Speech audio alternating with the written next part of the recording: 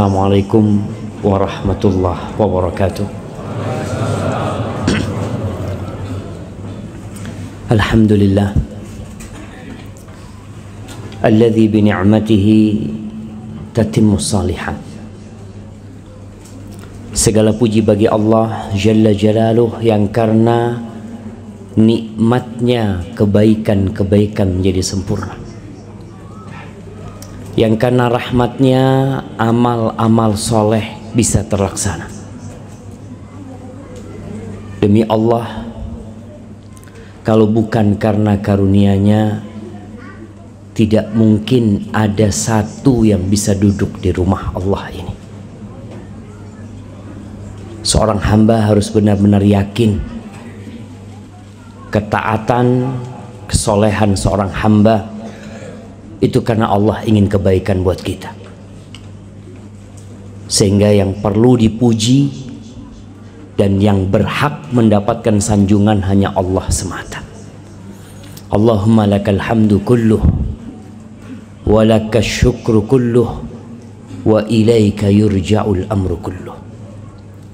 Wassalatu wassalam ala al-habibil mujtaba wan nabiyil mustafa Nabiyyina Muhammadin wa ala alihi wa ashabihi wa man iqtafa.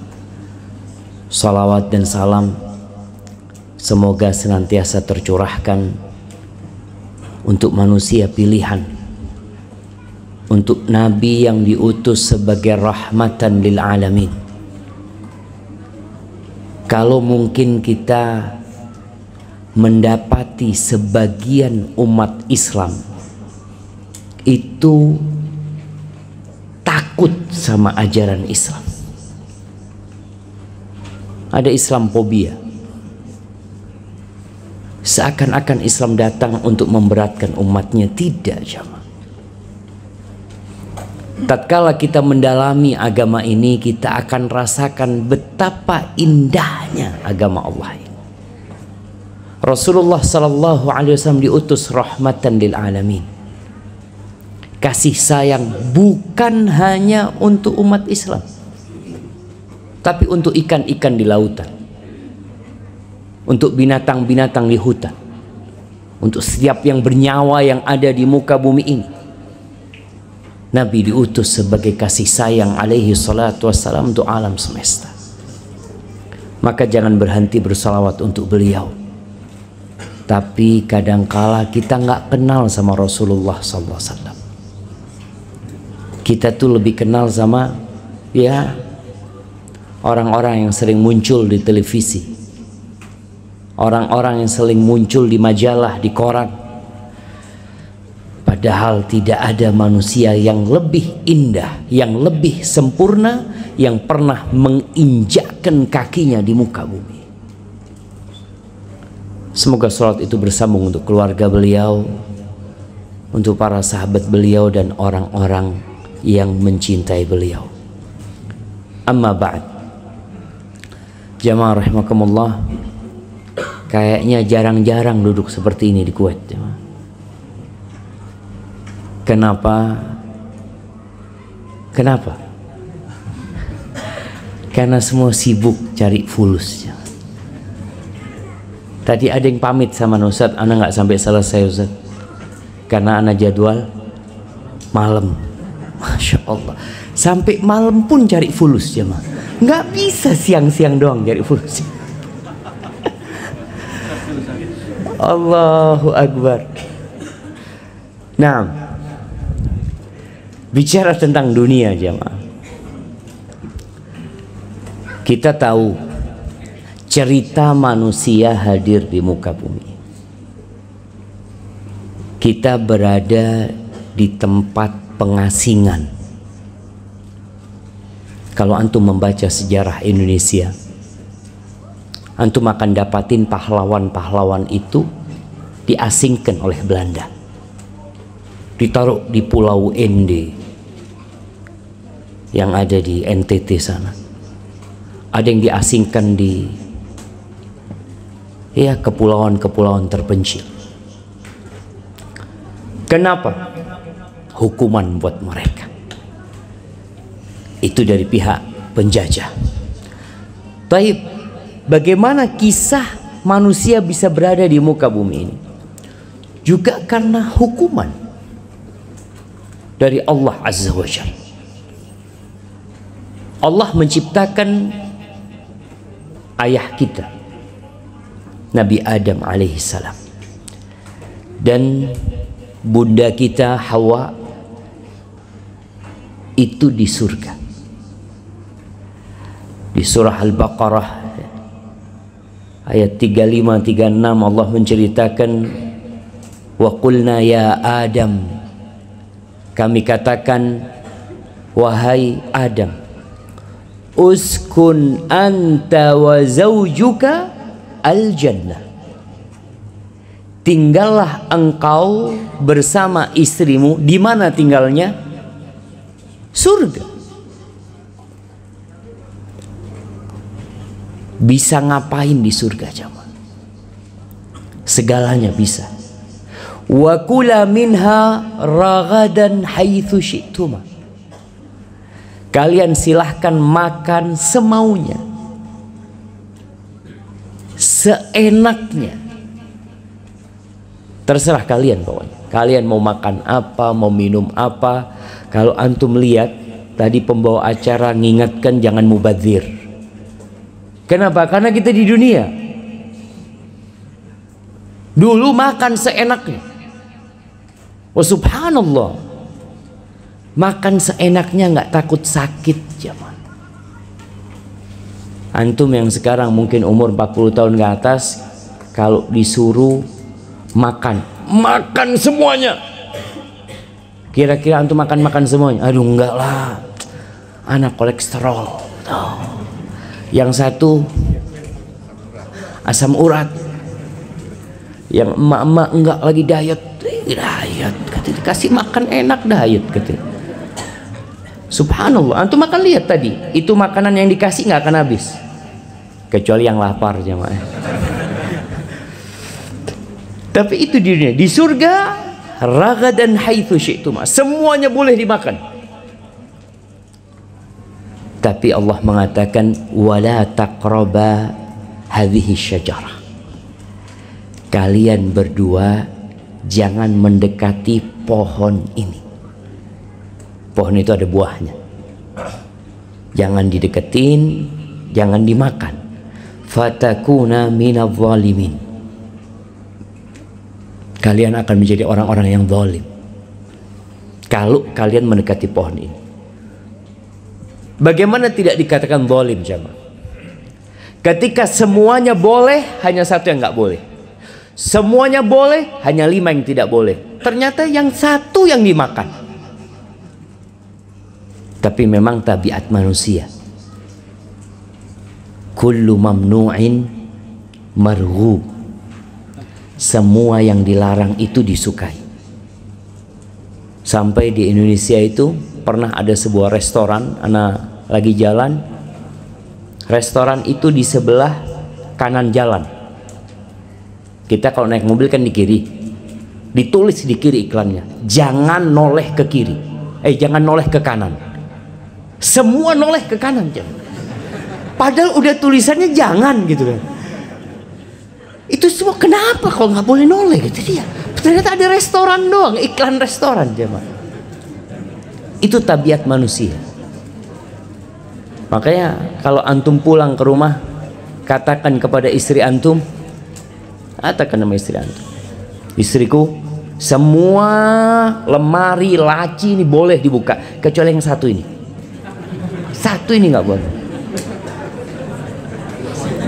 Kira-kira dibuka nggak jemaah?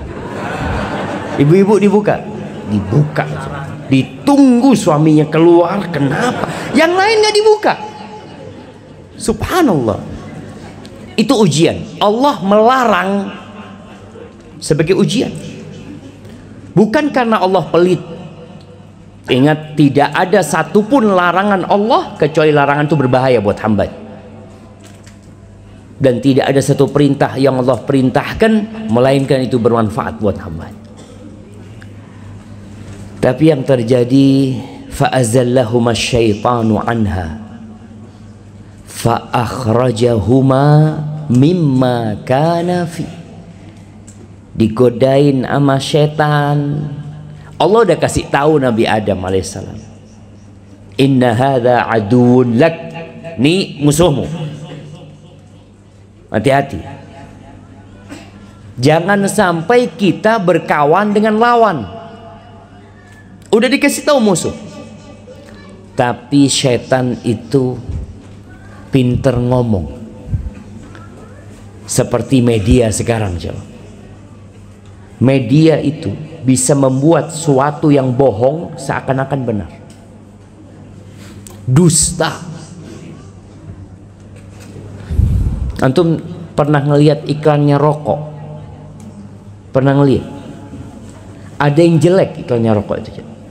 Pernah ngelihat iklannya rokok, orang rokok kemudian batuk-batuk sakit? Nggak ada. Iklannya selalu gagah.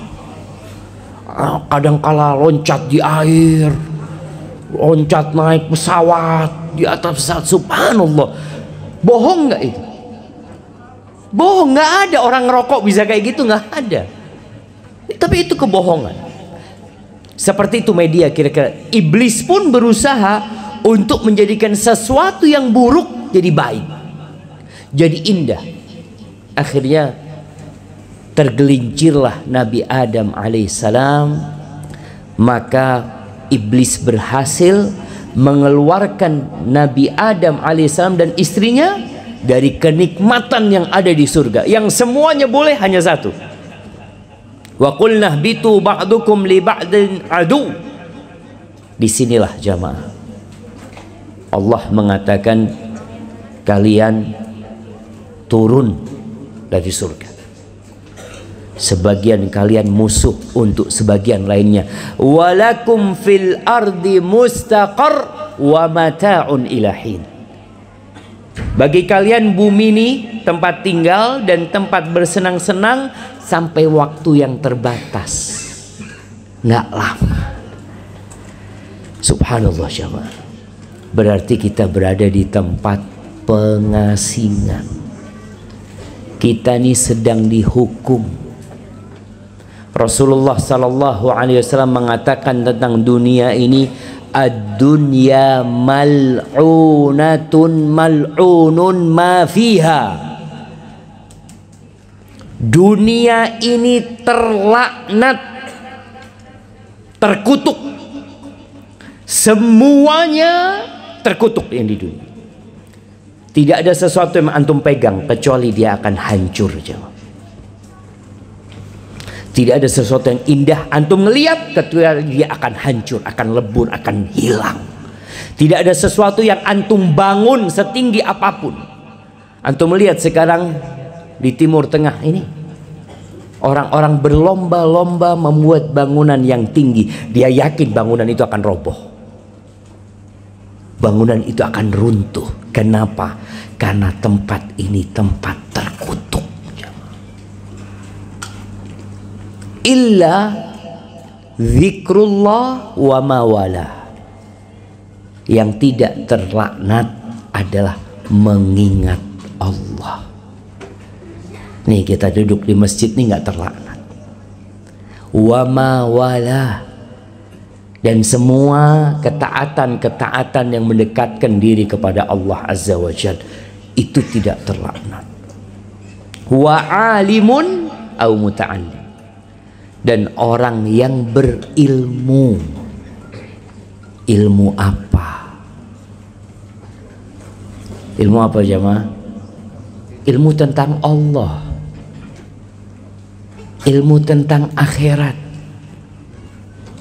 Orang yang berilmu dunia tapi nggak punya ilmu akhirat, itu dianggap tidak berilmu.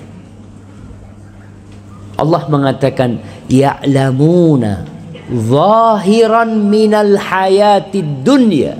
Itu orang dia tahu hanya yang zahir dalam kehidupan dunia. Itu ilmunya. Wa hum anil akhirah hum ghafilun. Sedangkan tentang akhirat mereka lalai. Maka yang tidak terlaknat adalah ilmu yang mendekatkan diri kepada Allah Azza wa Jalla.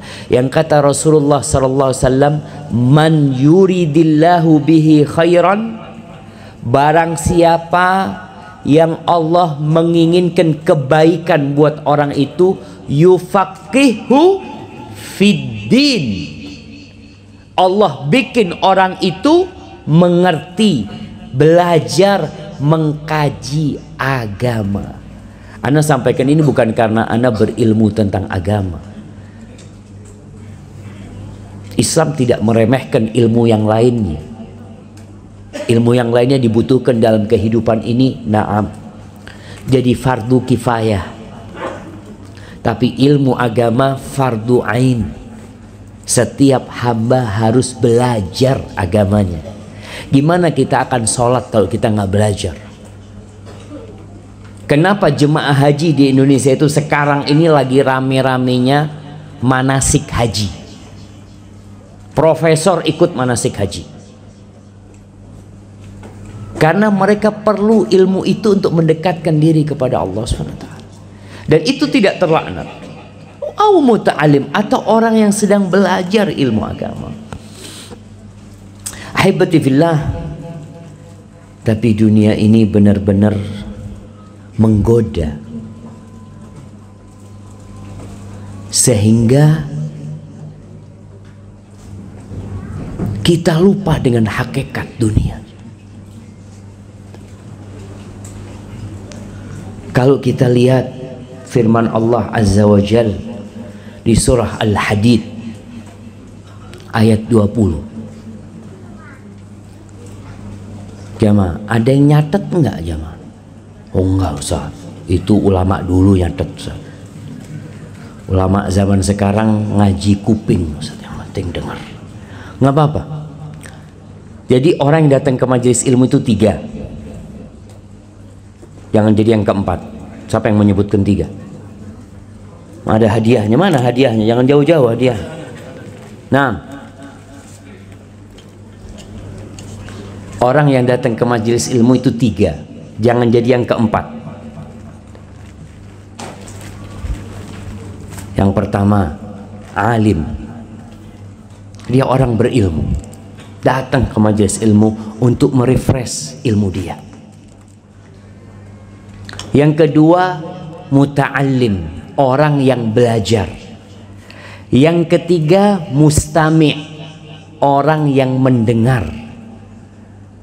Apa bedanya muta'alim sama mustami'? Kalau muta'alim biasanya bawa pulpen, bawa buku, itu muta'alim. Kalau mustami' bawa apa? Bawa kuping. Alhamdulillah, bagus masih jamaah. Ini tingkatannya alim, muta'alim, mustami'. Wala takunir rabi', jangan jadi yang keempat. Yang keempat bersandar, lalu bismikallahumma amutu wa ahya. Ya datang hanya untuk memperbanyak jamaah. Dia datang, enggak, anak kesian kalau jamaahnya sedikit Ustaz, biarlah anak datang lah. Jadi untuk ngerami. Oh, absen ya, setor muka kadang-kadang nggak enak lah anak setor muka. Jangan jadi yang keempat. Perlu jamaah kita catat. Paling tidak yang antum catat itu nomor ayat sama suratnya. Ya Ustaz tadi nyebutkan. Nanti pulang ana baca lagi. Kenapa? Karena manusia itu pelupa. Manusia itu pelupa. Nabi Adam alaihissalam dikeluarkan dari surga, salah satu sebabnya lupa. Dengan larangan Allah tadi, lupa. Digodain sampai lalai akhirnya. Nih di surah Al-Hadid ayat 20 Allah mengatakan i'lamu. Nih, ambil nih ilmu nih. Allah kasih ilmu sama kita. Allah suruh kita memahami, mengetahui. Ini ilmu langsung dari Allah.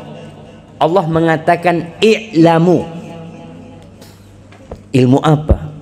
Annamal hayatud dunya la'ibu walahu.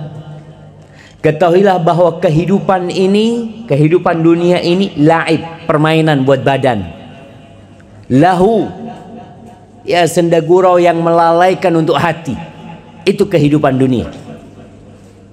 Antum lihat orang sibuk bermain. Pemain bola itu sibuk dengan fisiknya.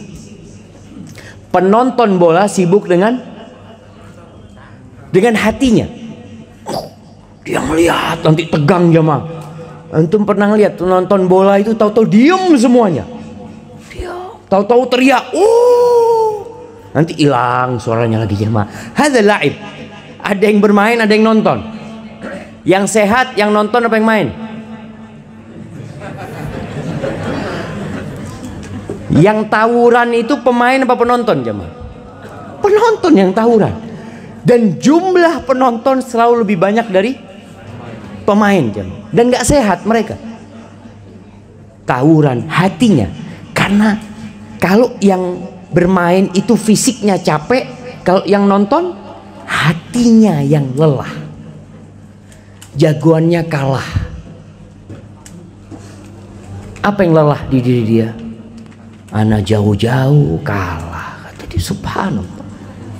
Kehidupan dunia seperti itu. La'ib, lahu, wa zina. Zina perhiasan.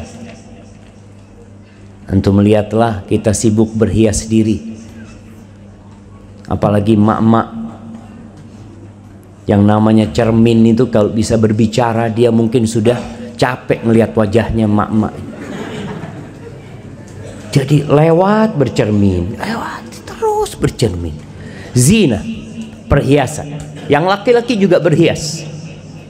Antum lihat, kalau bicara kebutuhan dengan keinginan, kebutuhan manusia itu terbatas ya. Kalau bicara pakaian, butuh berapa kita baju sih? Butuh 2. Satu dipakai, satu buat salin. Betul nggak? Tapi kalau bicara keinginan, nggak ada batasnya. Udah punya baju kotak-kotak, kepingin yang lurus. Udah punya yang liris-liris, kepingin yang batik. Udah punya yang batik, ingin yang loreng, bentol-bentol, semua keinginan. Tapi kalau kebutuhan 2, subhanallah jamaah. Jam perlu berapa antum jam?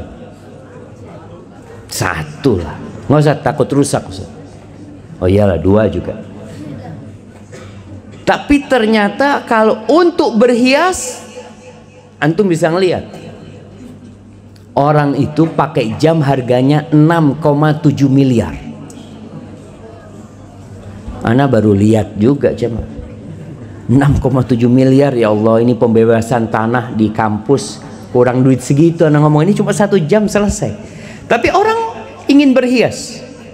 Lalu Allah katakan watafakhurum bainakum.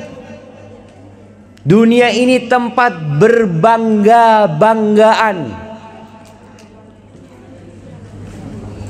Coba lihatlah orang. Kalau bicara handphone sekarang itu kebutuhan apa gaya hidup. Kalau butuh Zat, butuhnya buat apa? Buat WhatsApp, telepon, SMS. Ya mungkin kadang-kala diperlukan kamera untuk sesuatu, itu kebutuhannya. Tapi kalau keinginan, Allahu Akbar. Orang kadang-kala handphone itu kalau naruh nggak kayak gini jemaah. Naruhnya begini.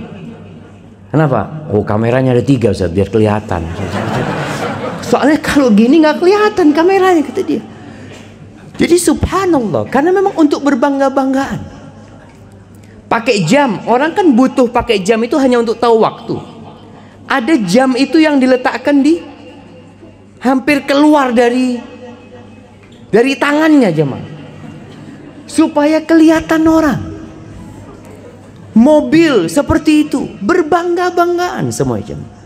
Antum kalau melihat Allahu Akbar ya, mobil itu segala macam. Istri, oh jamaah, ada yang mau mulai jamaah. Nah, bangga betul, sama istri pun bangga. Makanya orang kadang kala istri anak tahu, istri anak ini dulu bunga desa Ustaz, masya Allah. Dulu bunga desa, dan masya Allah dia sampaikan dengan ibarat yang betul, bunga. Karena bunga itu akan layu. Sekarang udah layu. Nah, dulu bunga desa, tapi tempat berbangga-banggaan. Maka Allah sebutkan juga kenikmatan dunia ini zahratul hayatid dunya. Zahra, bunga nggak lama jamaah, kecuali bunga plastik. Ini palsu dia itu jamaah. Tapi kalau yang benar enggak. Wa tafakhurum bainakum wa takathurun fil amwali wal aulad. Tuh, banyak-banyakan harta dan anak. Kenapa bapak-bapak, ibu-ibu berangkat ke Kuwait? Emangnya nggak bisa makan di Indonesia?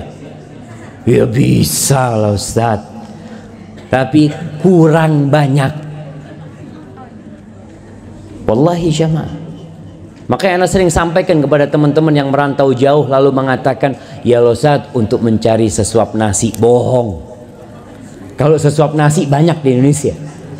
Nggak perlu ke Kuwait, nggak perlu ninggalkan keluarga.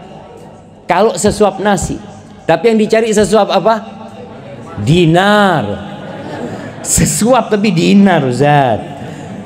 Allah jemaah, hadid dunya, tempat orang berbanyak-banyakan, harta dan anak. Anaknya berapa? Biasa jadi pertanyaan itu jemaah.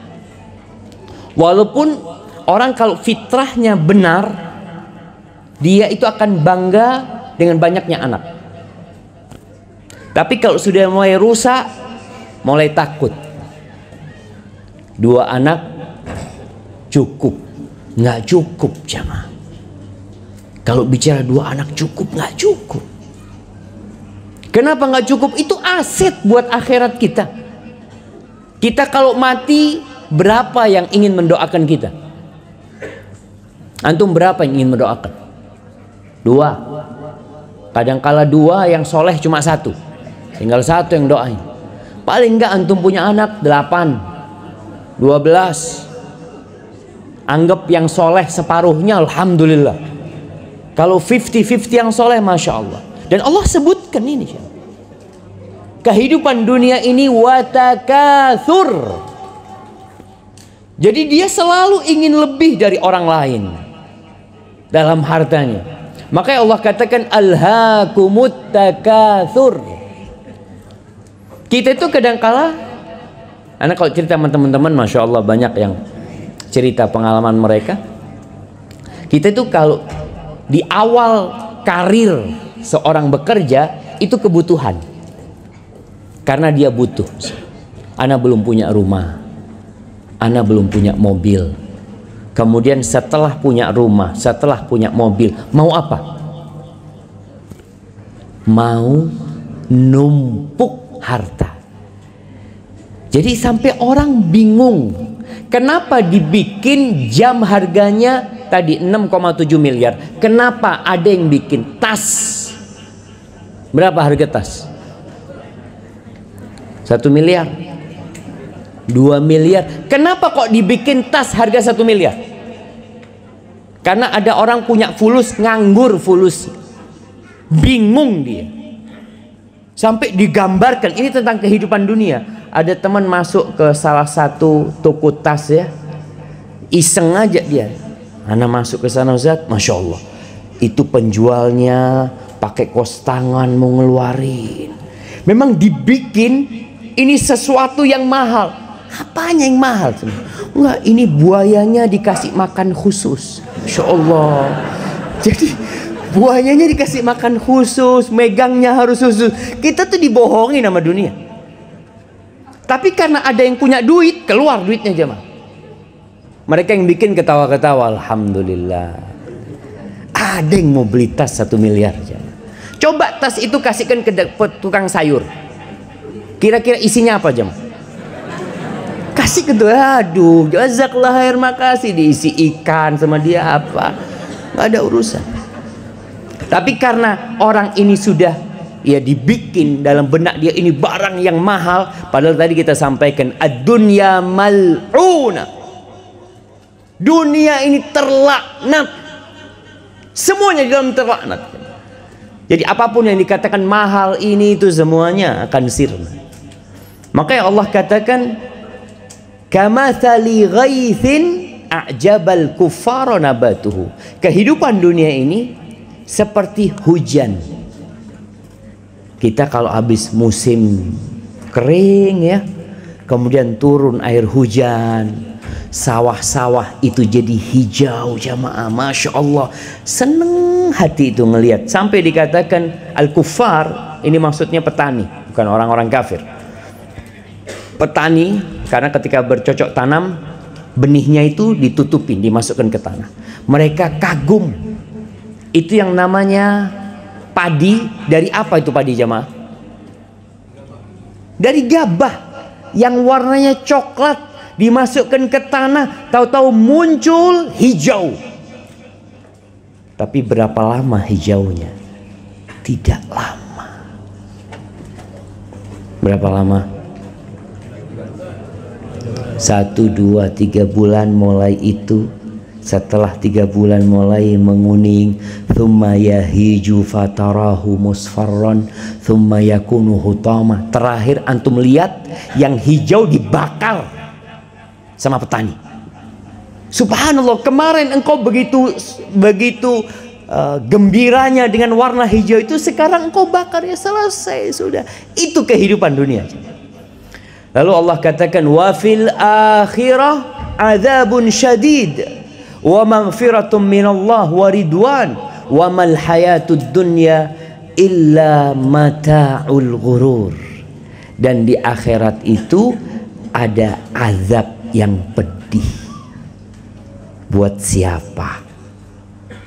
Buat mereka yang tidak melaksanakan perintah, buat mereka yang tertipu dengan dunia, yang kerjanya untuk dunia. Subhanallah, semuanya dia lakukan untuk mendapatkan dunia. Sampai kata Rasul SAW, ya'ti 'alan nasi zaman, akan datang suatu masa kepada manusia di mana orang tidak lagi min halalin am min haram. Dia nggak peduli halal haram, yang penting fulus, yang penting dapat. Itu akan datang satu masa. Ini orang-orang yang tidak peduli dengan akhiratnya, maka bagi mereka adzabun syadid wa maghfiratun minallah wa ridwan. Dan di akhirat itu ada ampunan dari Allah buat orang-orang yang mencari ampunan Allah. Waridwan, dan keridhaan. Allah akan ridha dengan hambanya. Kalau kita lihat kehidupan dunia tadi, nggak lama. Di akhirat subhanallah, khalidina fiha abada, kekal selama-lamanya, abadi di sana jemaah. Oleh karena itu kalau kita lihat, kita nih datang pengajian dapat apa jemaah? Nggak dapat fulus kan? Mungkin antum dimintain sumbangan juga. Datang kajian, ya Allah, kadangkala di flyer kajian ada tulisan siapkan infak terbaikmu. Ini kita mau datang kajian bawa fulus gitu kan, nggak dapat fulus. Nah, hadhihi al-hayatud dunya. Amalan akhirat itu balasannya di akhirat. Dan alhamdulillah, nih contoh jamaah, antum kalau sholat dapat apa? Nggak dapat apa-apa. Selesai sholat, assalamualaikum, assalamualaikum, nggak dapat fulus gitu, nggak dapat kenikmatan dunia. Kira-kira kalau antum sholat Assalamualaikum warahmatullah, assalamualaikum warahmatullah, dapat cangkul. Seneng nggak? Allahu Akbar, keluar cangkul. Kalau satu keluarga 5 orang, setiap habis sholat cangkul 5. Allahu Akbar, yuk sholat lagi. Allah, sholat lagi. Sehari dapat berapa cangkul? Sholat wajib dapat 25. Enak nggak jamaah? Enak apa enggak? Terus mau diapain cangkulnya? Jual Ustaz cangkulnya. Oke, siap dijual. Iya, kalau cangkul susah Ustaz ya. Kalau duit kan lebih zen. Oh iya. Sekarang antum sholat subuh, setiap habis sholat dapat 5 dinar. Oh, kebanyakan 5 dinar. 1 dinar. Satu keluarga sholat subuh 5 orang, 5 dinar. Sholat duhur 5 dinar. Satu hari dapat berapa? 25 dinar. Kan enak hidup Ustaz kayak gitu Ustaz. Terus mau dibuat apa duitnya? Ya udah bersenang-senang Ustaz. Antum mau ke pasar, pasarnya tutup. Datang ke pasar, nggak ada, tutup. Kenapa? Semua sholat semuanya. Orang pasar ada apa jagainnya? Nah, sholat lebih zen. Dapat fulus. Antum mau ngisi bensin, tuh yang kerja bensin tuh nggak ada semuanya. Kemana pada sholat semuanya? Allahu Akbar. Jadi dunia ini tutup jemaah. Antum di rumah kalau pakai gas, mau beli gas di Indonesia, cari tokonya nggak ada yang jual gas. Antum mau beli beras, kata orang lah, anak makan sendiri berasnya. Fulus, nggak butuh sama fulus antum. Anda tinggal sholat dapat fulus. Makanya itu kehidupan dunia memang nggak bisa seperti itu. Allah jadikan pahalanya di akhirat. Di akhirat semuanya dari Allah. Makanya nggak ada orang kepikiran mau bekerja, mau ini itu, nggak ada. Antum mau makan langsung datang. Ngelihat burung lewat, ya Allah, ini kau buat burung bakar zen, tahu-tahu jadi. Allahu Akbar. Di mana? Di akhirat ya ma. Tapi di dunia antum melihat, ya Allah, ini burung bakar zen, kata dia. Cari tembak dulu, ditembak, jatuh. Setelah itu antum mau makan langsung, nggak bisa antum makan. Butuh orang yang nyabutin bulunya, setelah itu dikasih bumbu, setelah itu nunggu, setelah itu makan kolesterol. Hadhihi dunya. Makanya Allah katakan, wamal hayatud dunya illa mata'ul ghurur. Dan tidaklah kehidupan dunia kecuali kenikmatan yang menipu. Allah, semua kenikmatannya menipu. Kok bisa menipu? Karena semua akan ditinggalkan. Ada seorang yang bangun rumah jamaah. Ini cerita orang bangun villa. Dia bangun villa, Masya Allah. Dia orang sukses biasanya kalau sudah 40 tahun ke atas ya. Kebanyakan lah seperti itu. Dia sudah mulai tua. Dia punya kelebihan harta, bangun villa. Ya Allah. Itu villanya, lantainya pakai marmer. Marmer dari Italia. Nunggu marmer itu datang. Ini kan kenikmatan yang menipu tadi. Dia kebayang ya, kalau pakai marmer itu apa sih yang enak kalau pakai marmer jamaah? Kalau ada tamu datang, syuf, ini marmer dari Italia. Cuma untuk itu. Antum melihat villa-villa yang besar di Indonesia. Anak pernah lewat di villa-villa, di rumah-rumah yang mewah. Kata teman yang nganter, Ustadz jangan heran, nih rumah semua rumahnya pembantu Ustadz. Kok bisa? Nggak ada yang punya Ustadz. Yang punya kerja.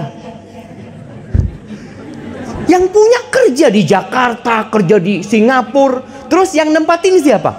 Pembantu sama suaminya. Pagi-pagi sarapan ya, kayak yang punya aja jemaah. Betul, dia nggak capek wala apa. Siapa yang tertipu? Bosnya. Jadi fulus, nanti pembantu yang ngomong, bos listriknya belum bayar. Siap, kirim uang listrik. Dia nempatin villa, dibayar. Itu baru nikmat jemaah. Nempatin, dibayar. Subhanallah. Ini cerita tadi orang yang bikin Masya Allah, bikin villa dengan marmer dari Itali. Ceritanya tuh hari Senin kunci itu akan diberikan, insya Allah Senin selesai kunci diberikan. Hari Sabtu mati. Dia tidak pernah menempati itu rumah. Dan kalaupun dia sempat menempati, dia pun akan meninggalkan itu rumah. Ini kenikmatan yang menipu sebenarnya. Tuh yang beli tas mahal jutaan. Adakah di antara mereka yang ketika mati wasiat sama anaknya, nak itu tasnya ibu yang harga 1 miliar, kalau ibu mati bawain ke kuburannya? Kira-kira kalau wasiat ibu seperti itu dilaksanakan sama anaknya enggak, Jam? Enak banget ibu, nggak ada, ibu pakai kafan selesai sudah. Semuanya dilucutin sama anaknya. Maka Allah katakan wamal hayatud dunya illa mata'ul ghurur. Lalu Allah mengatakan sabiqu. Nih, kalau mau yang sebenarnya, subhanallah, kalian berlomba-lombalah menuju kemana? Ila maghfiratim min rabbikum, menuju kepada ampunan dari Rabb kalian, wa jannatin, dan surga. Surga seperti apa sih surga itu? Antum bayangin rumah syekh yang paling bagus di Kuwait ini. Di situ ada semua pembantu, semua kenikmatan. Antum mungkin akan merasa menjadi orang paling bahagia. Allahu Akbar. Kalau dibandingkan dengan surga nggak ada apa-apanya, jemaah. Surga itu arduha ka'ardis sama wal ard. Luasnya seluas langit dan bumi. Antum bumi ini dibandingkan dengan planet-planet yang ada, kecil bumi ini, jemaah. Kecil sekali bumi ini. Dan luasnya surga seluas langit dan bumi ini. Untuk siapa? Uiddat lilladzina amanu billahi wa rusulih. Itu dipersiapkan buat orang-orang yang beriman. Beriman kepada Allah dan Rasulnya. Dzalika fadlullah yu'tihi man yasha wallahu dzul fadlil azim. Itu karunia dari Allah Subhanahu wa taala, yang Allah berikan kepada siapa yang Allah kehendaki. Jamaah rahimakumullah, bicara dunia, tadi disebutkan tentang sebuah ungkapan, bukan hadis sebenarnya jamaah ya, yang mengatakan i'mal li dunyaka ka'annaka ta'ishu abadan wa'mal li akhiratika ka'annaka ta'ishu ka'annaka tamutu gadan. Itu bukan hadis. Kalaupun hadis dikatakan hadis itu palsu, tapi itu sebuah ungkapan. Ungkapan yang maknanya bisa benar bisa salah, tergantung bagaimana menafsirkannya. Kalau yang pertama, i'mal li akhiratika ka'annaka tamutu gadan, beramalah untuk akhiratmu seakan engkau mati esok hari, benar maknanya. Itu berdasarkan hadis-hadis, ayat-ayat menguatkan. Rasulullah SAW mengatakan salli salata muwaddi', salatlah seperti salatnya orang yang mau mati sudah. Antum kalau dikatakan, mas, kira-kira penyakit ini hanya bertahan biasanya 3 bulan. Pernah dengar yang namanya Ali Banat? Iya. Dari mana dia?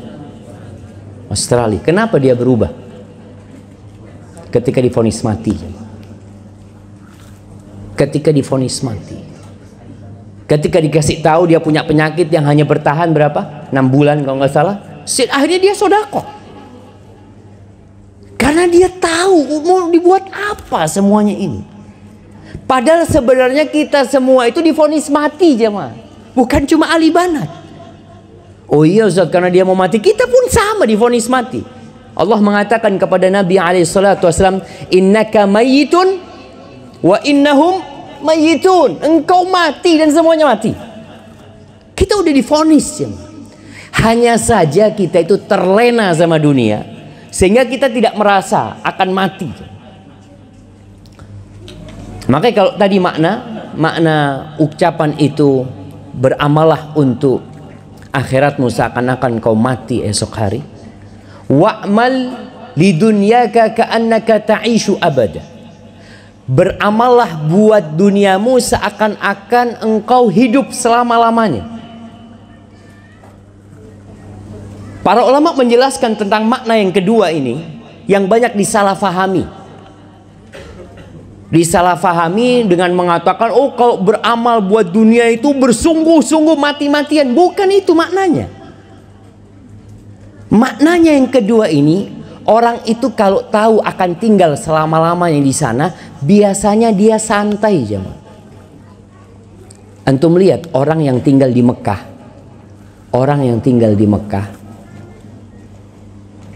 dia tahu sampai mati tinggal di Mekah.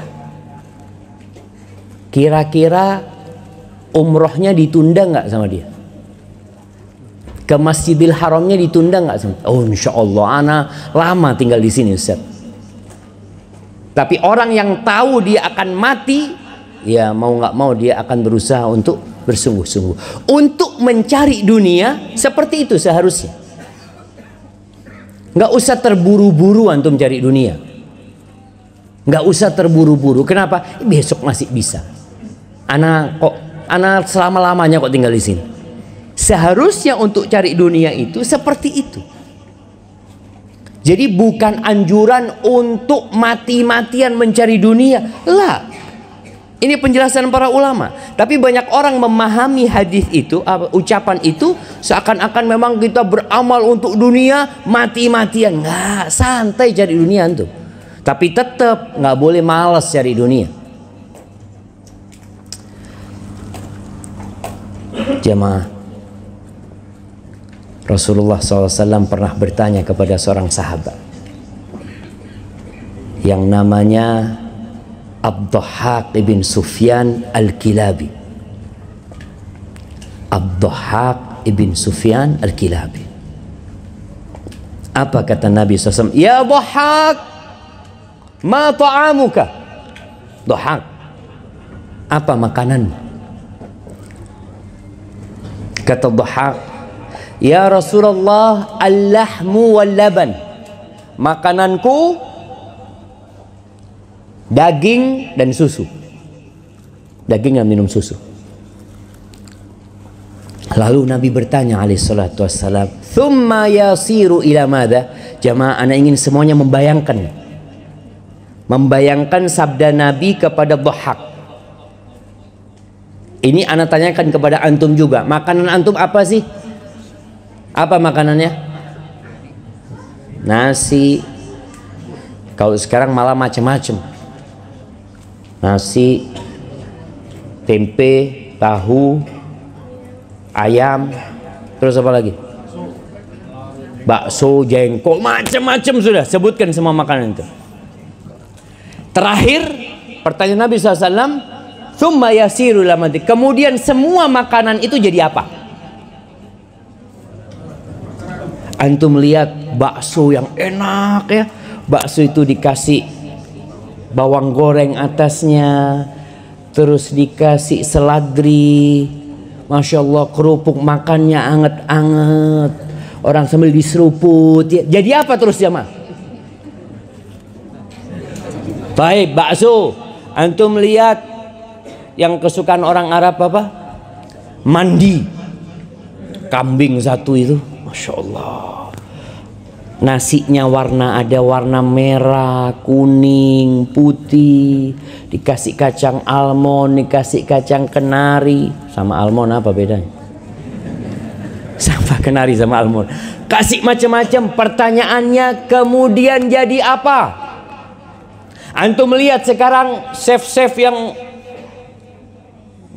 dunia itu jamaah, kadang-kala kalau nyuguhkan makanan di model pulau apa ya, kemudian dikasih warna-warni. Pertanyaannya, jadi apa kemudian?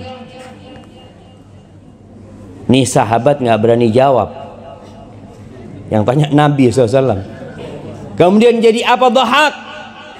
Kata Dhahhak, ila ma qad alimta. Ya, jadi sesuatu yang engkau sudah tahu Nabi SAW. Dia nggak jawab karena akan jadi jorok. Itu adabnya sahabat. Ila maqat. Dan kita udah tahu jadi apa. Lalu Nabi SAW mengatakan, fa innallaha tabaraka wa ta'ala daraba ma yakhruju min ibni Adam mathalan lid dunya. Sesungguhnya Allah memberikan gambaran, permisalan buat manusia. Nih, dunia ini seperti yang keluar dari perut manusia itu.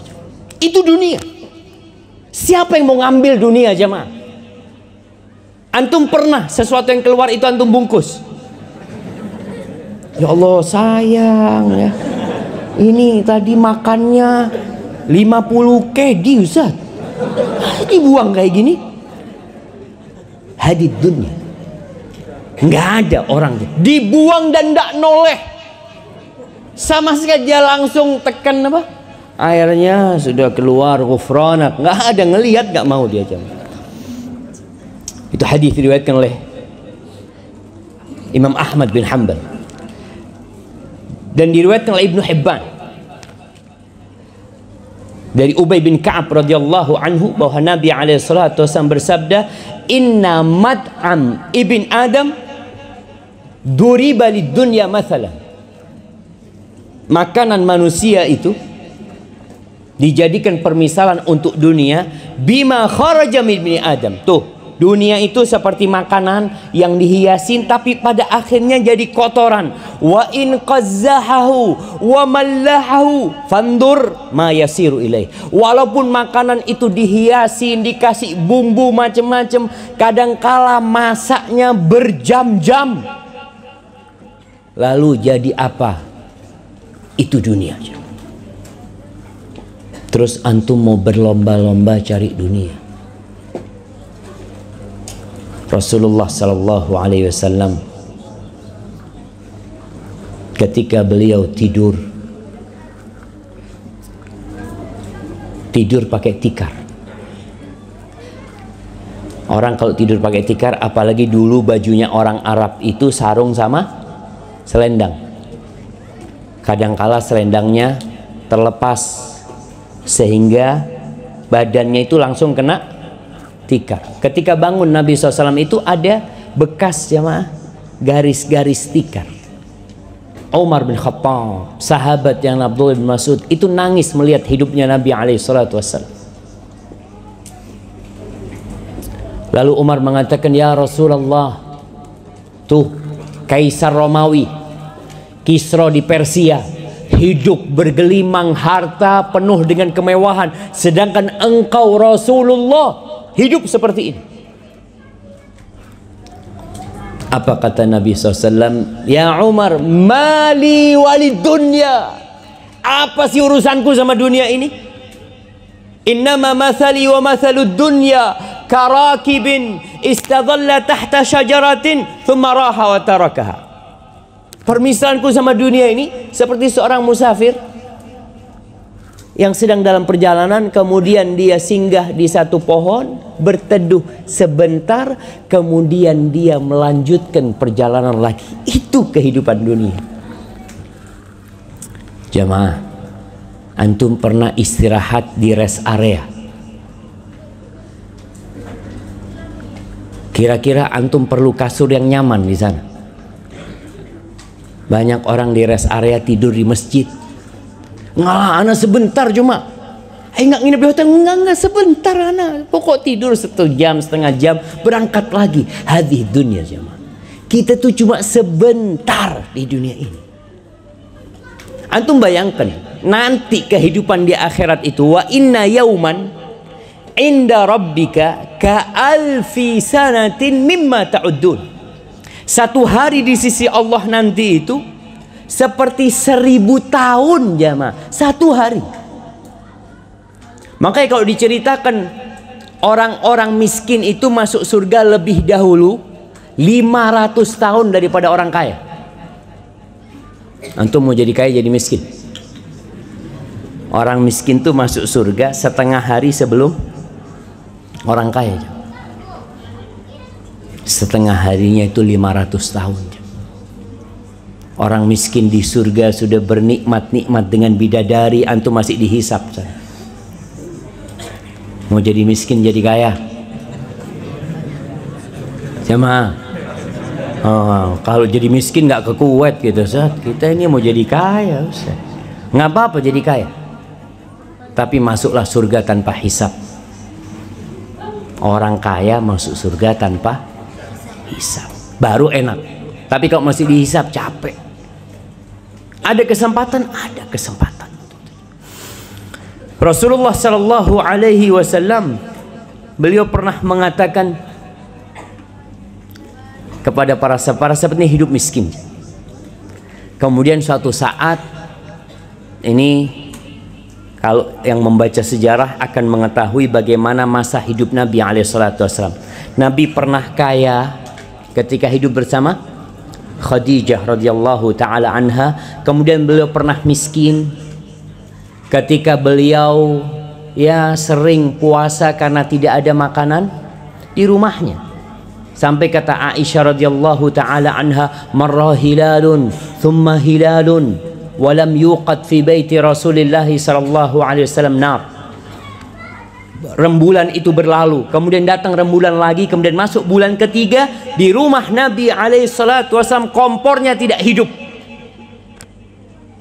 Beliau seringkali ke rumahnya, pagi-pagi mau sarapan, tanya sama istrinya, ada yang bisa dimakan? Nggak ada, kecuali air. Lalu Nabi alaihi salatu wasallam mengatakan, idzan ana shaim, kalau gitu hari ini aku puasa. Lalu setelah penaklukan Khaybar tahun ke-7 Hijriah, Nabi punya harta karena dapat bagian yang cukup untuknya dan untuk keluarganya. Maka kita lihat ketika Rasul Sallallahu Alaihi Wasallam haji tahun ke-10 Hijriah, orang yang punya uang, lihat Nabi ketika punya uang yang dipikirkan apa? Akhirat. Yang dipikirkan akhirat, cari dunia buat akhirat. Beliau ketika punya uang banyak, yang dipikirkan bukan renovasi rumah. Kita kalau punya fulus, apa yang dipikirkan? Renovasi rumah, ganti mobil, ganti handphone. Ada urusan dunia. Rasulullah SAW punya uang, berangkat haji, membawa 100 ekor onta untuk kurban, bukan satu. Makanya kalau antum punya rizki lebih, kurbannya jangan satu kan cukup. Ya kalau cukup, satu kan buat satu keluarga, Ustaz. Nah, tapi kalau punya uang lebih, silahkan. Ana punya uang cukup untuk beli 10 sapi, Ustaz. Beli 10 sapi. Itu orang yang ambisinya akhirat. Makanya Rasul Sallallahu Alaihi Wasallam pernah mengatakan kepada para sahabatnya ketika dalam kondisi miskin mereka. Kebetulan waktu itu ada harta yang datang ke kota Madinah. Lalu Nabi SAW mengatakan kepada para sahabatnya, wallah mal faqra akhsha alaikum, demi Allah aku nggak takut kalian ditimpa kefakiran. Nggak takut tuh Nabi, umatnya miskin, Nabi nggak takut. Tapi apa yang beliau takutkan? Wa inna ma akhsha an tubsata alaikumud dunya, yang aku takutkan ketika dunia ini dibentangkan buat kalian. Kama busitat alal ladzina min qablikum, sebagaimana pernah dibentangkan buat orang-orang sebelum kalian. Artinya pernah terjadi umat dikasih rezeki yang banyak, apa yang terjadi dengan mereka? Fatanafasuha kama tanafasuha, kalian akan berlomba-lomba mengumpulkan, kalian akan bersaing untuk mendapatkannya. Kama tanafasu, bagaimana mereka bersaing? Jadi yang ada dalam benak itu cuma dunia, dunia dan dunia. Fatuhlikakum kama ahlakatkum, kemudian dunia itu akan menghancurkan kalian sebagaimana pernah menghancurkan orang-orang sebelum kalian. Subhanallah jemaah. Ketika antum miskin dan punya iman, antum akan dekat sama Allah. Apalagi kalau punya utang. Ya Allah, itu ada seorang suami cerita sama anak, Ustaz, anak pernah punya utang Ustaz 65 miliar utangnya dia. Ketika ana jatuh Ustaz, istri ana itu setiap 10 hari hatam Quran Ustaz. Minta terus sama Allah. Sekarang wallahu a'lam sudah. Ketika utangnya lunas, baca Qurannya berkurang jemaah. Ketika antum sedang susah cari pekerjaan, antum di soft pertama, tengah malam sholat doa, ya Allah, ya Allah. Ketika dapat pekerjaan, alhamdulillah, berhenti sholat malam. Enggak Ustaz, sekarang sholat witir sebelum tidur Ustaz, alhamdulillah. Itu karena baru diterima jemaah. Ketika naik jabatannya, alhamdulillah Ustaz, sekarang witirnya berhenti sudah. Kenapa sibuk, ada jam malam saat kerja, Masya Allah. Kadang-kala seperti itu yang Nabi takutkan sebenarnya. Ketika dunia dibentangkan, karena melalaikan dunia itu jamaah. Melalaikan. Ana selalu berpikir, dulu ana berpikir, ya Allah kalau jadi orang kaya itu enak ya. Jadi datang pengajian kapan saja mau, bisa datang. Ini ada satu orang cerita jamaah, bagaimana dunia ini melalaikan. Yang Allah katakan, ya ayyuhalladzina amanu la tulhikum amwalukum wala auladukum an dzikrillah. Wahai orang-orang beriman, jangan sampai harta dan anak kalian itu membuat kalian lalai dari mengingat Allah Azza wa Jalla. Ini ada satu orang, dia jadi pegawai, kerja sama orang. Ketika dia jadi pegawai jemaah, semangatnya untuk nuntut ilmu itu besar. Dia ingin, ya Allah, ana kalau nggak ada jam kerja, ana akan hadir kajian. Biasanya kan ba'dal maghrib, kadang-kala orang jaga toko. Sampai akhirnya Allah kasih dia rezeki.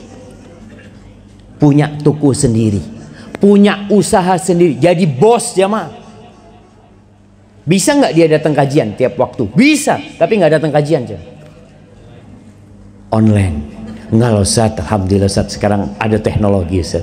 Karena dia takut kalau tutup, dia berpikir ini tutup 1 jam Ustaz, omset berkurang. Kemana dulu keinginan untuk akhirat jamaah? Itulah lalai jamaah. Rasulullah SAW bersabda jamaah, nanti pada hari kiamat, taqi'ul ardu afladha kabidiha, bumi ini akan memuntahkan belahan-belahan hatinya. Amsalal ustuwan minadz zahabi wal fiddah, yang dikeluarkan itu seperti tiang-tiang jemaah emas dan perak. Antum kalau nemu emas sebesar ini jemaah, kalau ada 3 orang nemu emas sebesar ini, rebutan nggak jemaah? Ini emasnya seperti tiang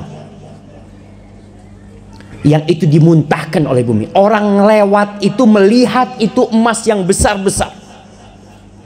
Fayaji'ul qatil fayaqulu fi hadha qataltu.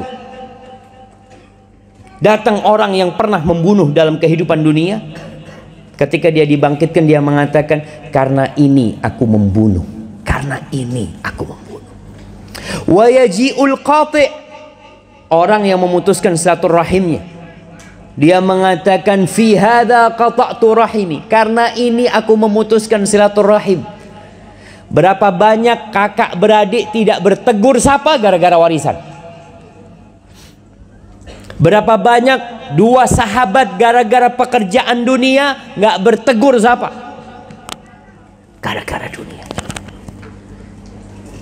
Wa yaji'us sariq, yang mencuri pun mencuri. Kenapa dia mencuri? Karena harta, karena ingin bersenang-senang. Fi hadza quti'at yadi, karena ini dipotong tanganku. Tsumma yada'unahu, kemudian itu orang meninggalkan emas ini jemaah. Wala ya'khuduna minhu syai'an, enggak ada yang diambil. Itu hakikat dunia. Enggak ada yang dibawa jemaah. Lalu kenapa kita berebut? Ahibati fillah, bukan berarti kita nggak boleh kaya. Enggak. Kita bicara tadi panjang tentang hakikat dunia ini. Yang ingin ana sampaikan, jangan berambisi dunia. Jangan. Boleh nggak kerja capek? Nggak apa-apa. Bahkan Nabi SAW mengatakan la ba'sa bil ghina liman ittaqa. Nggak apa-apa kekayaan itu, tapi buat orang yang bertakwa. Kalau orang kaya nggak bertakwa, duitnya buat apa jemaah? Buat berzina, buat bersenang-senang, hiburan. Ada satu Pak Haji jemaah, ya gelar haji itu kan karena orang berangkat haji jemaah. Ada satu diskotik di Jakarta yang cerita teman yang pernah mendampingi itu orang kaya raya dia jemaah. Kalau dia masuk diskotiknya tutup. Itu semua perempuan melayani dia. Karena dia punya duit, bingung mau dikemanakan. Ambisinya dunia. Maka ini menjadi masalah. La ba'sa bil ghina. Nggak apa-apa kekayaan itu, yang penting bertakwa. Walakin nasiha khairun minal ghina liman ittaqa. Tapi kesehatan itu lebih baik daripada kekayaan buat orang yang bertakwa. Antum mau jadi orang terkaya di dunia nomor 2 tapi stroke? Mau jemaah? Antum enggak lah, nggak usah kaya-kaya Ustaz, yang penting sehat. Antum akan tahu nikmat kesehatan lebih baik daripada kekayaan dunia kalau antum sakit. Kemudian pernah suatu hari ini terakhir nih, kita masuk ke saya tanya jawab. Kemudian Rasul sallallahu alaihi wasallam itu bersama para sahabat melihat seorang gagah kerja dia jemaah, cari fulus. Lalu para sahabat mengomentari orang ini. Andai kata kegagahannya, kekuatannya itu fi sabilillah, buat berjihad di jalan Allah, pasti akan lebih baik gitu. Ini ada pemikiran yang salah. Lalu Nabi mengatakan kepada para sahabatnya, "Lau kharaja yas'a ala abawaini syaikhaini kabirain fahuwa fi sabilillah."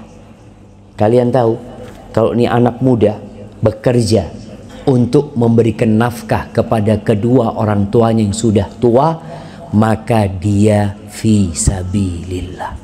Ingat niatnya, ambisinya bekerja buat apa. Yang kedua, lau kharaja yas'a ala auladin lahu sigar. Kalau dia keluar bekerja untuk memberikan nafkah kepada anak-anaknya yang kecil, fahuwa fi sabilillah, maka orang ini terhitung fi sabilillah. Apa yang membedakan? Niat. Sama kerjanya. Bapak-bapak ini sama kerjanya. Sama-sama meninggalkan Indonesia, jauh datang ke sini merantau. Bedanya apa? Niatnya yang berbeda-beda. Yang ketiga, lau kharaja yas'a yu'iffa nafsahu. Kalau dia keluar liyu'iffa nafsahu, untuk menjaga kehormatan dirinya, supaya nggak minta-minta sama orang, supaya nggak ngerepotin orang lain, supaya dia tidak mencuri. Mungkin dia ngumpulkan harta untuk menikah juga. Fahuwa fi sabilillah, maka orang ini terhitung fi sabilillah. Wa in kana yas'a, wa in kana kharaja yas'a riya'an wa mufakharatan fahuwa fi sabilis syaitan. Tapi kalau dia bekerja keras, Masya Allah, tujuannya untuk pamer harta, untuk berbangga-banggaan. Jadi dia kerja keras itu, Anda mau beli handphone aja supaya ya gaya hidup, bukan kebutuhan hidup. Riya'an wa mufakhara, untuk pamer tadi gaya hidup, dan untuk berbangga-banggaan, maka orang ini fi sabilis syaitan. Kata Nabi SAW, ini orang di jalannya syaitan. Maka kita harus tahu, bapak-bapak, ibu-ibu yang bekerja di Kuwait ini untuk apa sebenarnya? Kita tuh kadangkala ada perasaan mau pamer ya. Ada perasaan, subhanallah ya, perasaan itu ada. Maka kita harus memerangi diri kita. Niatkan dalam bekerja untuk meraih akhirat. Jadilah orang kaya, silahkan. Tapi yang bermanfaat buat orang lain. Bekerja keras, duitnya bukan ditumpuk, tapi disimpan. Disimpan di mana? Disimpan di kuburan. Sundukul amal. Kuburan itu kotak amal, jemaah. Antum tahu kotak amal? Kadang-kadang di masjid lewat tuh. Kotak amal kita di mana? Kuburan. Jadi setiap beramal untuk nanti kalau aku mati. Beramal untuk nanti kalau aku mati. Dilihat umpamanya, subhanallah. Ada orang yang melihat ini fulan lagi bangun masjid, kebutuhan dana 20 juta umpamanya untuk menyelesaikan. Dia kerja aja, dia capek, dia kumpulin, dapat 20 juta, dia serahkan ke masjid. Selesai. Itu ambisinya akhirat. Jangan ambisi dunia. Karena dunia seperti makanan yang kita makan, kemudian kita keluarkan. Hadza wallahu a'lam bishawab. Itu yang bisa Anda sampaikan. Masih ada waktu untuk tanya jawab. Tafadhol. Insyaallah kita ada waktu kurang lebih setengah jam ke depan untuk kisah sesi tanya jawab. Bagi jamaah yang sudah bertanya, panitia sudah mengedarkan suratnya, kertas untuk dikedepankan. Ini pertanyaan pertama, Ustaz. Apa hukumnya mau hadir pengajian itu hanya lewat online saja begitu? Apakah sama ngaji hadir fisiknya seperti sekarang ini atau hanya sekedar menyimak di media online saja, Ustaz? Seperti itu. Nah, mic-nya cuma satu. Ya, tafadhol. Masya Allah. Masa gantian sama antum mana mic-nya? Ada. Alhamdulillah. Baik. Menarik sekali pertanyaan jamaah. Teknologi itu membantu kita untuk lebih baik. Tapi teknologi itu tetap tidak bisa menggantikan hadir di majelis ilmu. Yang pertama, Rasulullah SAW mengatakan, man salaka tariqan yaltamisu fihi ilman, sahalallahu lahu bihi tariqan il jannah. Yang meniti jalan menuntut ilmu, keluar dari rumahnya, ninggalkan tempat kerjanya, menuntut ilmu, maka dia terhitung di jalan Allah Azza wa Jalla. Yang kedua, pahala kumpul. Wa majtama'a qaumun fi baitin min buyutillah. Tidaklah suatu kaum yang kumpul di satu rumah dari rumah Allah. Yatluna kitab Allah wa yatadarasunahu fima bainahum. Mereka membaca kitab Allah, kemudian dikaji di antara mereka, itu ayat-ayat Allah Azza wa Jal. Illa nazalat alaihimus sakinah wa ghasyiyatuhumur rahmah. Melainkan sakinah akan turun. Turun itu di majelis. Jadi ada majelisnya, majelis ilmunya. Sakinah akan turun, kedamaian akan turun. Kemudian rahmat Allah akan meliputi mereka. Wa haffathumul malaika. Malaikat akan turun juga mengelilingin orang-orang yang sedang bermajelis ilmu. Kemudian yang lebih dari itu, wa dzakarahumullah fiman indah. Allah akan menyebut-nyebut mereka. Bayangkan nama antum disebut sama Allah. Fulan ada di majelis ilmu. Fulan datang, fulan duduk tuh ngaji, dengarkan majelis ilmu. Masya Allah. Itu akan didapatkan kalau bermajelis. Tapi bukan berarti antum nggak ngaji online. Ngaji online itu ketika tidak mampu datang. Kalau memang waktunya, ya Ustaz, ana kepingin datang Ustaz, tapi kajiannya di Jakarta Ustaz, ya online antum jangan. Tapi kajiannya di Masjid Indonesia di Kuwait, masa antum sekarang di rumah ya? Enggak Ustaz, ana ini ya terus terang nggak tamak pahala Ustaz, ana orangnya qanaah ya. Itu kadang-kala seperti itu sebagian manusia jamaah. Maka berkah majelis ilmunya itu harus hadir. Bisa jadi umpamanya ibu-ibu kumpul di rumah, dengarkan kajian karena ustadznya nggak ada. Dia setel kajian bersama-sama nyimak, mudah-mudahan tetap ada majelisnya. Mereka kumpul untuk belajar. Hadza wallahu a'lam bishawab. Ini ada pertanyaan berikutnya. Assalamualaikum Ustaz, saya seorang pendosa. Dosa yang telah saya perbuat sangat banyak, bahkan semakin banyak saya malu dengan diri saya sendiri Ustaz. 2 tahun yang lalu sedikit demi sedikit sudah saya tinggalkan, bahkan sholat pun mulai saya berjamaah di masjid dan sudah merasakan nikmatnya hijrah. Tapi Ustadz, panggilan maksiat yang dulu pernah saya lakukan itu semakin kuat, bahkan selalu hadir dalam bayang-bayangan. Saya takut jika kemaksiatan yang pernah saya lakukan akan terulang kembali. Kira-kira amalan apa yang bisa saya lakukan, Ustadz? Masya Allah jamaah, kullu bani Adam khata' wa khairul khata'in at-tawwabun. Kata Nabi SAW, semua anak Adam itu pelaku dosa. Sebagaimana bapaknya pernah melakukan kesalahan, semuanya melakukan kesalahan. Wa khairul khata'in, dan sebaik-baiknya orang yang melakukan kesalahan adalah yang bertobat. Sebagaimana Nabi Adam alaihissalam tobat kepada Allah kemudian menjadi orang yang dipilih sama Allah SWT, begitu pula dengan manusia yang lain. Apa yang perlu dilakukan sekarang ketika antum bertobat? Gambaran dosa masa lalu itu kadangkala hadir. Dan setan itu membayangkan kalau bicara zina, jamaah. Bicara zina.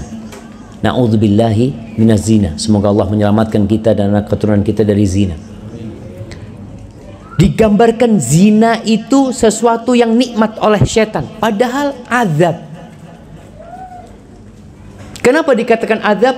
Orang yang melakukan perzinahan itu selalu ketakutan zinanya diketahuin orang. Dia ada perasaan takut, itu dosa. Maka apa yang perlu dilakukan ketika panggilan-panggilan untuk kemaksiatan itu datang? Banyak-banyak berlindung kepada Allah dari godaan setan yang terkutuk.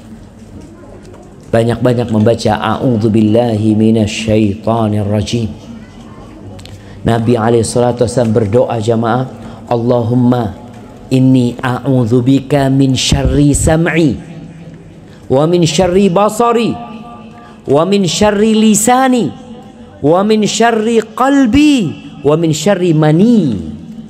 Kata Nabi SAW, ya Allah, aku berlindung kepadamu dari kejahatan pendengaranku, dari kejahatan penglihatanku, dari kejahatan lisanku, dari kejahatan hatiku, dan dari kejahatan maniku, kata Nabi SAW. Pendengaran itu ada baiknya, tapi ada negatifnya juga. Maka banyak berdoa tadi, mohon sama Allah Subhanahu wa taala. Kemudian ganti sohib. Orang yang hijrah ini perlu ganti sohib. Kenapa? Ketika dia sedang turun imannya, kalau temannya buruk, kembali dia berbuat dosa. Tapi kalau temannya baik, dia akan diselamatkan. Ingat yang membunuh 100 orang. Ketika datang kepada seorang yang alim, dia bunuh 99 orang jawab. Kemudian dia ingin bertobat, dikasih tahu orang yang ahli ibadah, bukan orang alim. Ingat, orang yang berilmu dengan orang yang ahli ibadah bedanya seperti malam bulan purnama dengan bintang-bintang. Jadi orang yang ahli ibadah ya cuma pinter ibadah doang dia. Ketika datang nih yang membunuh 99 orang kepada orang yang ahli ibadah, dia berkata, halli min taubah, mungkinkah aku bertobat? Apa kata orang yang ahli ibadah ini? Orang kayak kamu mau tobat? Nggak ada. Bunuh 99 orang mau tobat, neraka sudah tempatnya. Lalu orang ini berpikir, kalau memang aku nggak bisa bertobat, ya sudah, dilengkapin jadi 100 ya. Ada apa hidup jadi orang baik kalau ternyata nggak bisa baik? Artinya pintu untuk jadi orang baik tertutup. Karena nih orang ahli ibadah nggak punya ilmu. Kemudian ketika datang kepada orang yang alim, yang berilmu, maka orang alim ini mengatakan, apa yang menghalangimu dari pintu taubat? Terbuka pintu taubat untukmu. Tapi engkau itu hidup di kampung yang jahat, kampung yang buruk. Engkau harus hijrah. Maka dinasehatin orang ini untuk meninggalkan kampungnya, berganti teman. Maka tadi antum kalau sudah hijrah, tolong temannya diganti juga, sehingga hijrahnya semakin sempurna. Hadza wallahu a'lam. Saya hanya mewakili pertanyaan yang lain karena ada beberapa pertanyaan yang sama. Ini ini saya akan masuk. Assalamualaikum Ustaz, saya akan masuk pondok pesantren tahun ini. Tolong nasihatnya Ustaz. Untuk saya yang akan masuk pondok dan untuk Abi Umi yang akan berpisah dengan saya. Tolong doakan saya Ustaz agar sukses dunia akhirat. Kita doanya Ustaz. Nah, ini calon-calon anak-anak kita yang mau sekolah di Indonesia lihat. Masya Allah jamaah. Ana waktu nganter anak ke pondok itu memang yang berat emak-emak. Jadi ketika mau pisah sama anaknya pada nangis semuanya. Sebenarnya anaknya kuat tapi ngelihat emaknya nangis, akhirnya anaknya nangis juga. Iya, nasihat buat yang mau ke pondok. Dan nasihat anak buat semua orang tua, tolong anaknya pendidikan SD, SMP, SMA kalau bisa dikuatkan basic agamanya. Setelah itu silahkan anak itu mau melanjutkan jadi insinyur, mau jadi dokter, basic agamanya sudah kuat. Dan ini masih jadi PR kita bersama jamaah. Ana bermimpi ada perguruan tinggi umum tapi sesuai dengan sunnah. Dalam artian ya laki perempuan dipisah. Karena anak pesantren ini kalau kemudian lulus kuliah berkumpul dengan cewek-cewek jamaah berat buat dia. Dia di pesantren nggak pernah ketemu sama cewek, tahu-tahu kuliah duduk di sebelahnya. Allahu Akbar kata dia. Ini berat buat dia gitu. Tapi ketika nanti kedokterannya ya yang laki khusus laki ya, yang perempuan khusus perempuan. Dan antum tahu orang-orang non muslim itu telah mempraktekkan hal itu. Ana sudah pernah sebutkan di beberapa kajian di Jakarta ada sekolah namanya Canisius ya. Sekolah Katolik didirikan tahun 1929 khusus laki-laki, bukan pesantren. Sekolahnya Katolik, nggak dikumpulin tuh laki sama perempuan. Karena apa? Karena sekolah ini buat belajar, bukan buat pacaran. Sekolah ini mau belajar, serius belajar. Dan dari sekolah itu banyak menteri-menteri lulusan sana, orang-orang besar lulusan sana, karena sekolahnya serius. Tapi kalau sekolah sama perempuan, Masya Allah, itu anak-anak bukunya dikantongin jemaah. Cuma bawa satu buku, bawa apa? Karena memang nggak ada keseriusan di mereka. Jadi kalau bicara Islam itu bias gender, umpamanya mereka subhanallah tuh orang-orang non muslim telah melakukan itu untuk kebaikan negara, bangsa dan negara, untuk masa depan anak-anak itu jamaah. Nanti kalau sudah lulus mau nikah, tafadhol nikah sudah. Tapi sekolah yang benar. Maka nasihat anak, usahakan anak-anak kita itu punya basic agama yang kuat. Dan buat yang mau ke pondok, banyak berdoa. Karena kita nggak akan bisa menjalani kehidupan ini kecuali dengan pertolongan Allah Subhanahu Wa Taala. Banyak baca la haula wala quwata illa billah. Orang tuanya juga seperti itu. Dan tolong dibiasakan anaknya, mulai sekarang dibiasakan anaknya makan satu menu. Satu menu. Karena di pondok nggak ada pilihan. Kadangkala kita jamaah udah ngantri panjang, tahu-tahu bukan habis. Ikan yang kecil-kecil tuh jamaah. Allahu Akbar. Ini antrinya panjang, tahu-tahu dapat ini, ya sudah. Nggak ada pilihan. Dan pesantren itu kan makanannya sate terus jamaah. Nah, Masya Allah, tiap hari sate. Sampai di kampus kita Jember itu, uang makannya satu bulan 425.000. 425.000 kali 3, bagi 3 jemaah. Sehari 3 kali makan. Sehari berapa makan? 12.000 atau 13.000 dibagi 3 jemaah. Itu tiap hari sate kata mereka. Tetap sayur tempe, sayur terong, sayur telur, sayur tahu, pokoknya kayak gitu semua. Tapi alhamdulillah sehat-sehat anak-anak.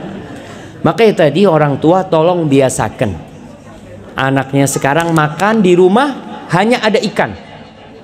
Kadang-kala ibu nggak mau ikan, nggak ada. Nah, itu yang ibu punya untuk membiasakan anak sehingga terbiasa dengan kehidupan di pesantren. Hadza wallahu a'lam bissawab.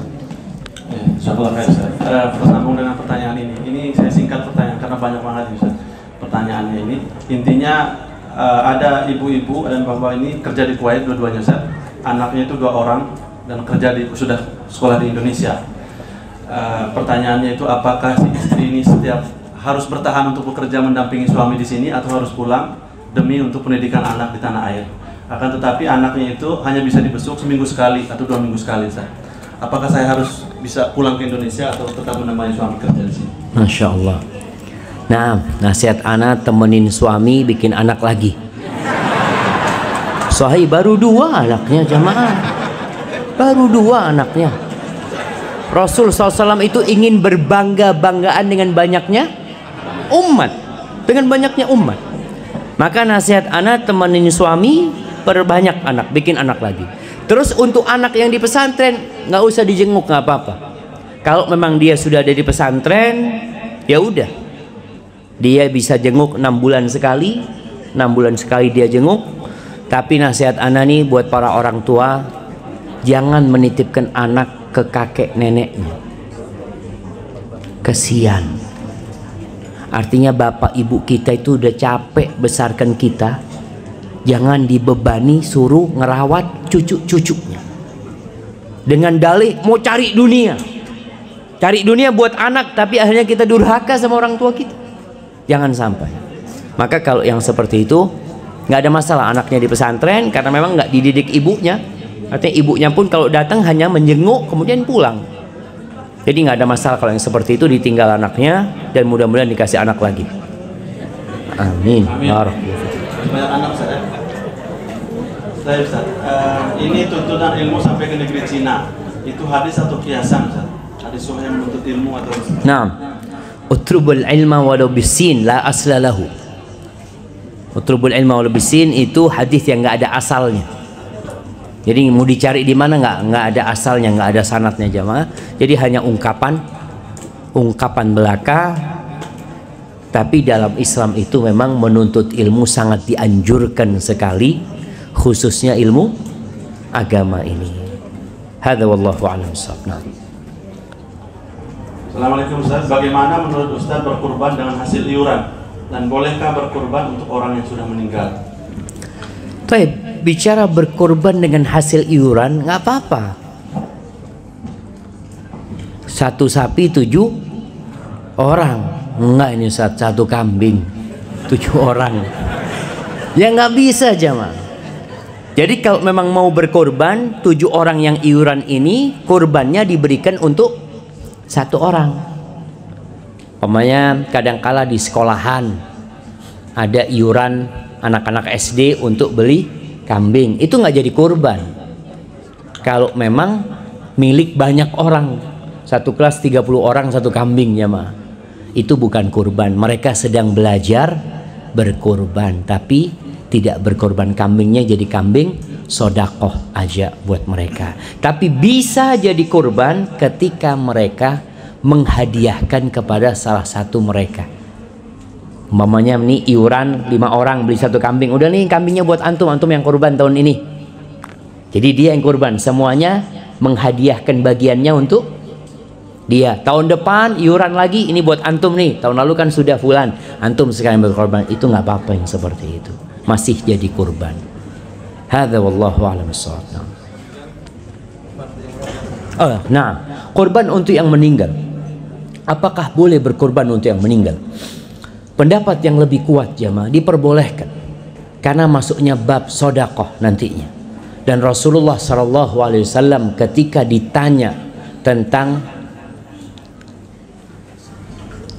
Sa'ad bin Ubadah, ya, ketika bertanya kepada Nabi SAW bahwa ibunya meninggal dunia dan belum berwasiat, nggak ada wasiat ibunya. Afayanfa'uha idza tasaddaqtu anha? apakah bermanfaat buat dia kalau aku sodakoh buat dia? Kata Nabi alaihi salatu wassalam, na'am, iya, manfaat. Jadi ketika seorang ini ibadah harta, salah satunya tadi dengan berkorban, buat yang meninggal dunia diperbolehkan. Tapi seorang anak yang berkorban jamaah, insya Allah orang tuanya dapat bagian pahala juga. Ketika ini anak yang berbakti kepada kedua orang tuanya. Hadza wallahu a'lam bissawab. Nah. Mohon maaf jamaah semuanya, saya screening nih pertanyaannya karena terutama yang ada kaitan-kaitan dengan kajian kita hari ini. Siap. Assalamualaikum Ustaz. Kalau orang miskin masuk surga 500 tahun sebelum orang-orang kaya, seperti yang Ustaz sampaikan tadi, lalu apakah doa yang terbaik untuk anak-anak kita selain menjadi anak yang soleh selama sukses dunia dan akhirat? Bolehkah kita mendoakan mereka untuk menjadi orang-orang kaya yang bertakwa dan beriman serta dermawan? Nah, jemaah, kita itu tetap mau kaya kan? Nah, itu fitrah manusia. Makanya nggak bisa kita pungkiri. Hanya saja ada orang yang harus miskin. Rasul sallallahu alaihi wasallam itu berdoa tiap pagi. Beliau mengatakan, Allahumma inni as'aluka ilman nafi'an wa rizqan tayyiban wa amalan mutaqabbala. Ya Allah, aku memohon kepadamu ilmu yang bermanfaat,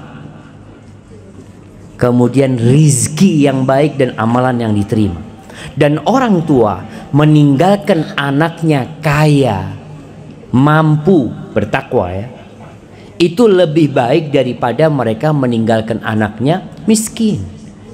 Oleh karena itu ketika Sa'ad bin Abi Waqqas radhiyallahu anhu sakit parah, kemudian dia ingin menginfakkan semua hartanya, mewasiatkan semua hartanya, kata Nabi SAW, lah, sepertiga aja. Dan sepertiga itu udah banyak.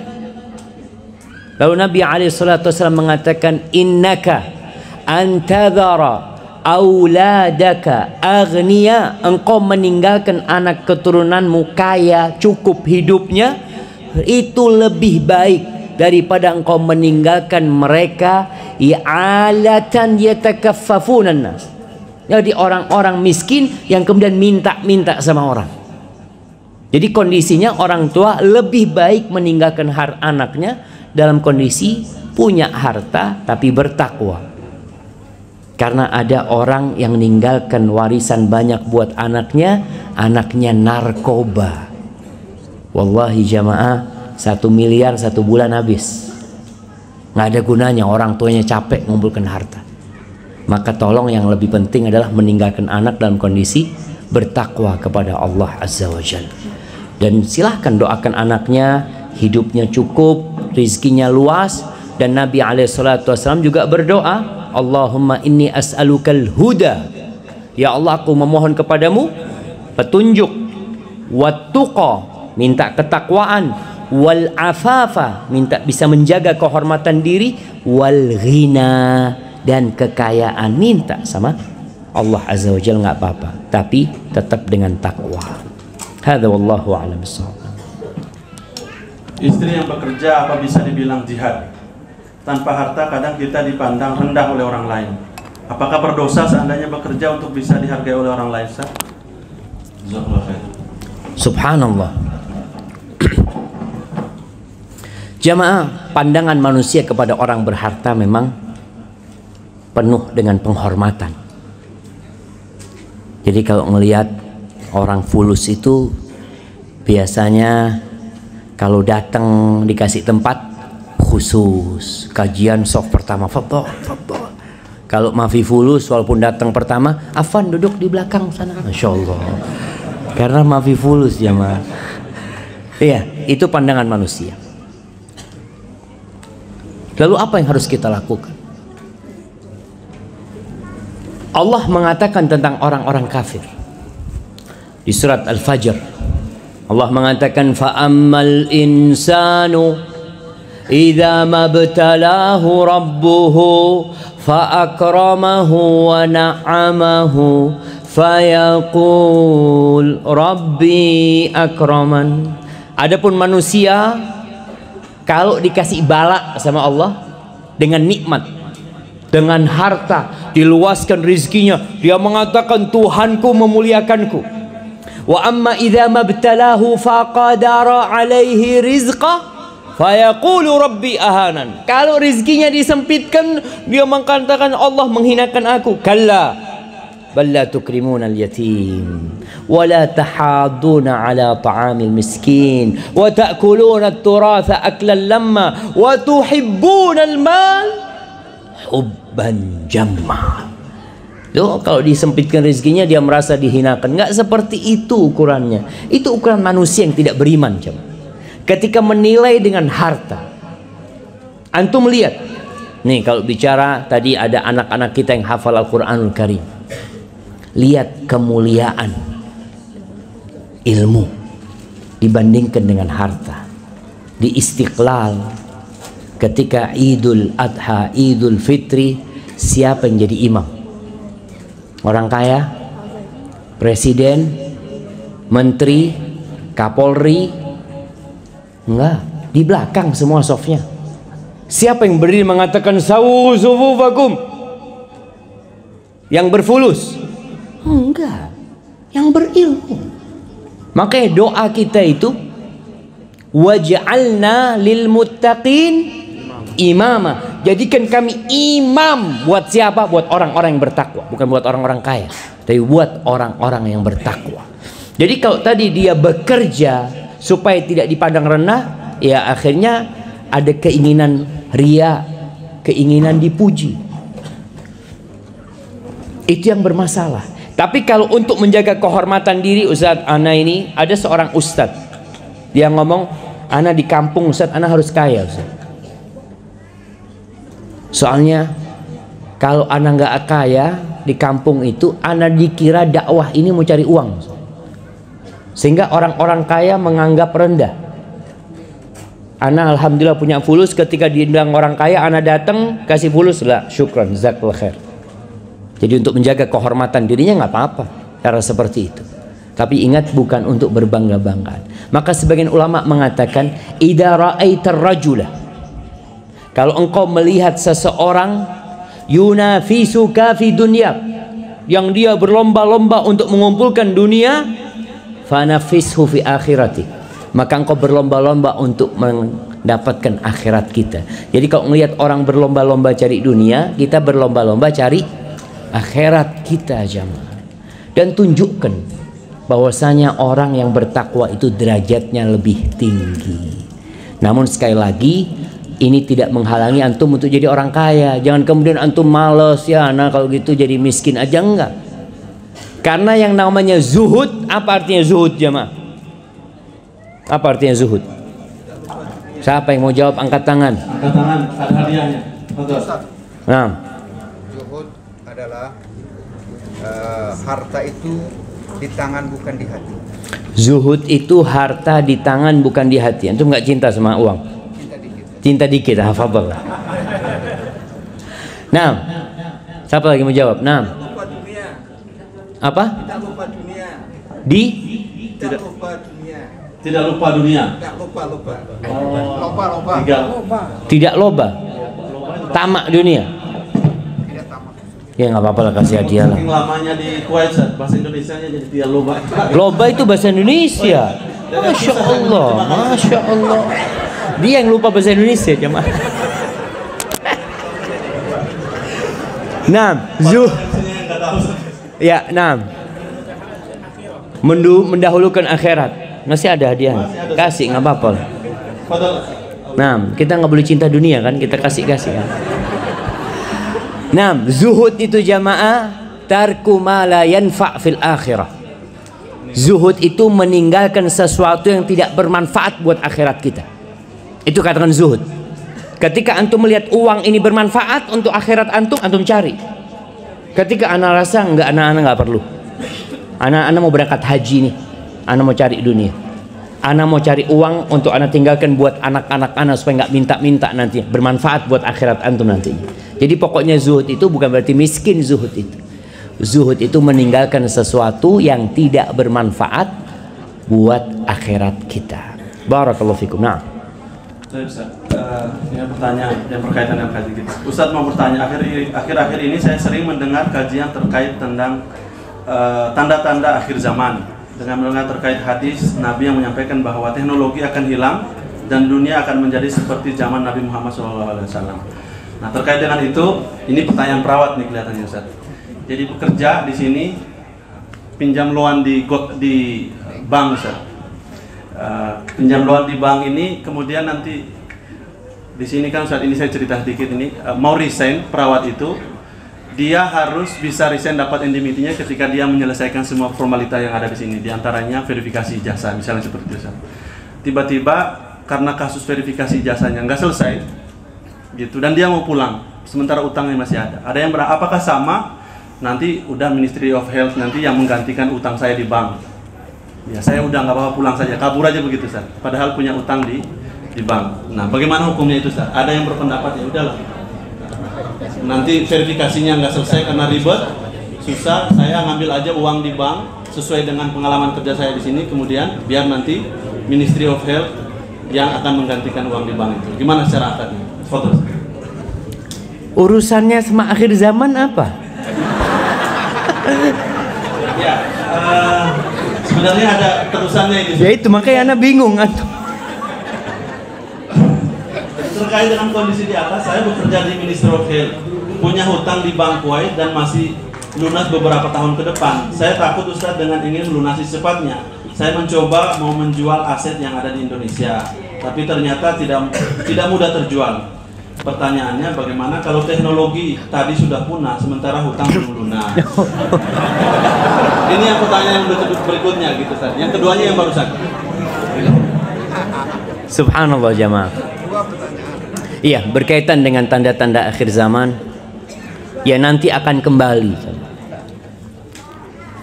Kembali bagaimana kita tahu dunia ini sekarang sedang berpikir untuk energi yang baru lagi. Mereka terus memperbaharui karena energi itu akan habis nanti. Pernah ada seorang Einstein kalau nggak salah ditanya, ketika terjadi perang dunia ketiga, nanti senjatanya apa? Ada yang mengatakan bahwasanya Einstein menjawab tombak dan pedang. Karena ketika nanti bom atom diluncurkan di mana-mana, selesai sudah semuanya jamaah. Orang mau naik mobil, di mana bensinnya? Listriknya sudah hancur semua. Maka kemudian semua akan ditinggalkan dan kembali menjadi seperti dulu nanti, sehingga Nabi Isa alaihissalam akan membunuh Dajjal dengan tombaknya alaihissalam. Kemudian bicara dengan utang. Ini utang. Utang itu nggak ada hubungannya sama teknologi. Utang itu tetap hutang, kecuali mereka mengikhlaskan. Artinya kalau memang diikhlaskan oleh pihak kementerian tadi, mereka akan menggantikan dan mereka tidak akan menuntut kepada perawat ini, berarti dianggap lunas. Tapi apakah seperti itu? Seperti itu enggak jemaah? Ada yang kemarin mengatakan bahwa kita buat asuransi. Jadi ketika kita memberitahu berapa tahun kita kerja di sini, nanti banknya itu memberikan sesuai dengan indemnity yang akan kita dapatkan. Jadi ketika kamu pulang juga nggak apa-apa, nanti saya yang untuk istri ada bank. Iya, jadi ada asuransi. Asuransi ini jaminan kan? Tinggal lihat jaminannya sesuai dengan syariat apa tidak. Kalau asuransinya sesuai dengan syariat nggak ada masalah. Jadi ada modelnya seperti di Islam itu ada namanya dhaminnya. Ana ngomong sama beliau, ini fulan butuh uang sama antum, utangin antum 1 juta, nanti ana yang jamin. Ketika fulan nggak bayar, maka ana yang akan lunasin. Tapi fulan itu bukan berarti nggak punya utang, dia tetap punya utang. Cuma dianya ini aman gitu loh, karena ada yang bayarin gitu loh. Dia nggak takut pinjemin orang, tapi dia tetap nggak bayar dia punya utang 1 juta tersebut. Maka perlu dilihat jemaah, dan urusan utang ini berhati-hati. Rasul sallallahu alaihi wasallam pernah beliau melihat ke atas kemudian memegang jidatnya mengatakan, ma subhanallah madza anzalallahu minat tasydid. Beliau mengatakan, maha suci, apa ini begitu dahsyatnya yang turun dalam satu perkara. Itu para sahabat pada diem. Keesokan hari ditanya, apa ya Rasulullah, sesuatu yang berat yang telah turun ini apa? Lalu beliau mengatakan, innar rajula law qutila fi sabilillah, kalau ada orang yang terbunuh di jalan Allah, thumma uhya, kemudian dihidupkan lagi, kemudian dia terbunuh di jalan Allah, kemudian dihidupkan lagi, kemudian terbunuh di jalan fi sabilillah jamaah, wa alaihi dain, dan dia menanggung utang, akan masuk surga. Nggak akan masuk surga sampai utangnya terlunasi. Dan nanti pada hari kiamat pelunasan hutang itu dengan amal soleh. Maka yang ditakutkan ternyata amal solehnya nggak cukup untuk bayarin utangnya. Maka jangan berhutang. Kenapa harus berhutang? Anda tanya tadi, kenapa harus berhutang?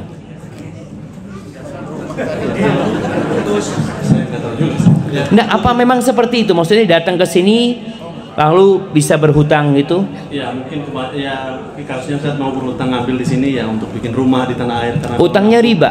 Utang di bank? Enggak, banknya pakai riba? Enggak. Nah macam-macam, ada yang bank riba, ada yang bank syariah. Syariah, begitu sih. Ya kalau yang riba haram lah. Ini bank, kalau banknya bank syariah bukan Ustaz? Kalau syariahnya beneran ya bener syariah. Jangan cuma bungkusnya doang syariah nanti. Seperti itu intinya. Bagaimana cara menghilangkan keinginan dunia pada hati-hati kita? Karena lingkungan keluarga semuanya serba dunia. Contoh dalam berpakaian, berhiasan dan lain-lain. Bagaimana agar kita istiqomah dalam beribadah dan berprasangka? Jamaah rahimakumullah, kalau menghilangkan cinta dunia itu nggak bisa.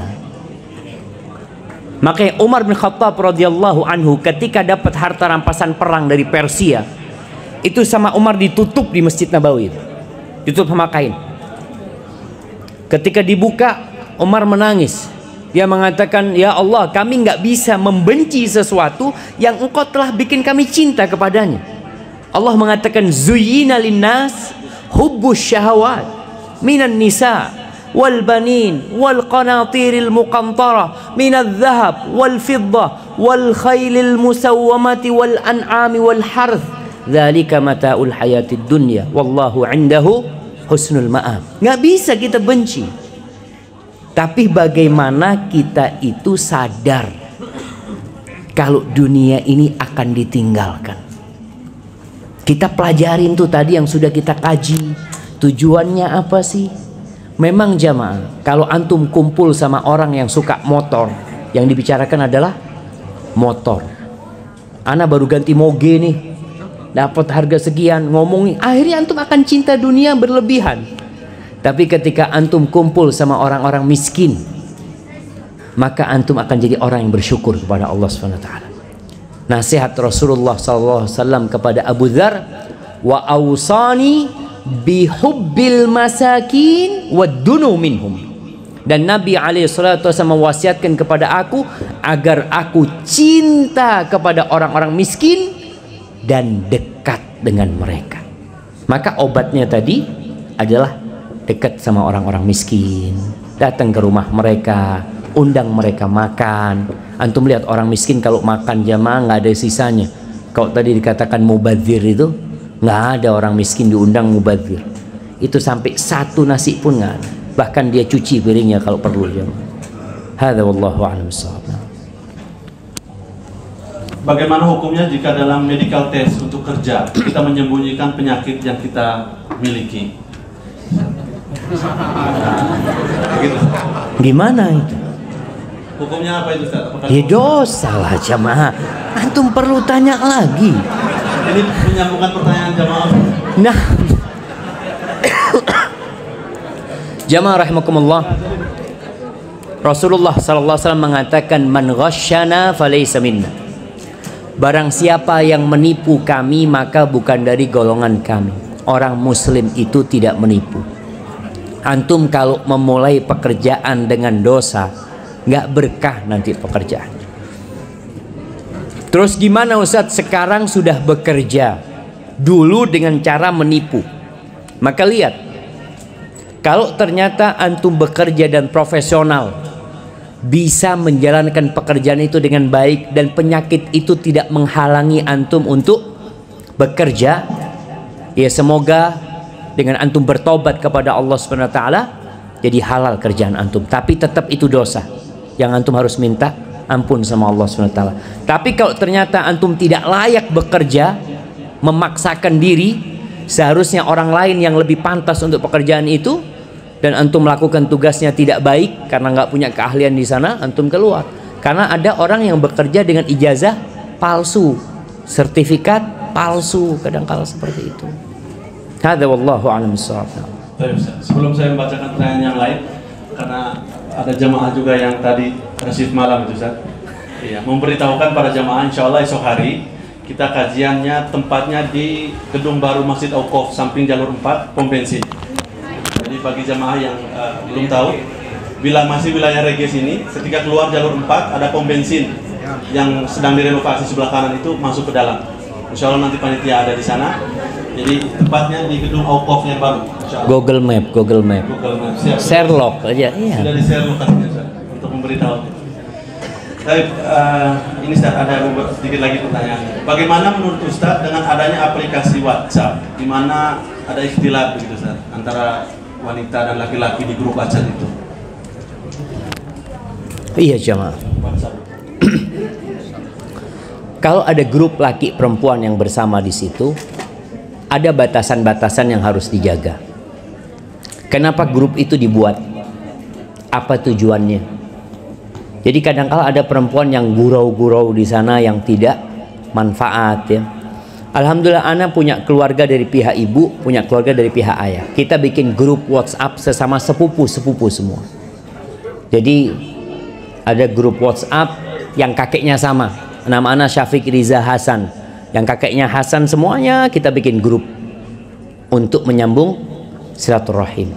Dari pihak ibu ana namanya Nikmah binti Sulaiman. Nah, dari anak-anaknya Sulaiman semuanya kita kumpul di sana. Kumpul laki perempuan. Tapi batasannya memang untuk hal-hal yang bermanfaat aja. Tanya gimana kalau ada paman yang sakit, ada keluarga yang sakit, kita kumpulkan dana buat mereka. Hanya untuk itu. Jadi bukan gurau-gurau yang kadangkala ya ada ungkapan-ungkapan yang tidak pantas, dan berapa banyak rumah tangga yang akhirnya rusak gara-gara grup WhatsApp reuni SMA, kuliah. Hati-hati. Maka tolong dijaga batasan-batasannya. Hadza wallahu a'lam bissawab.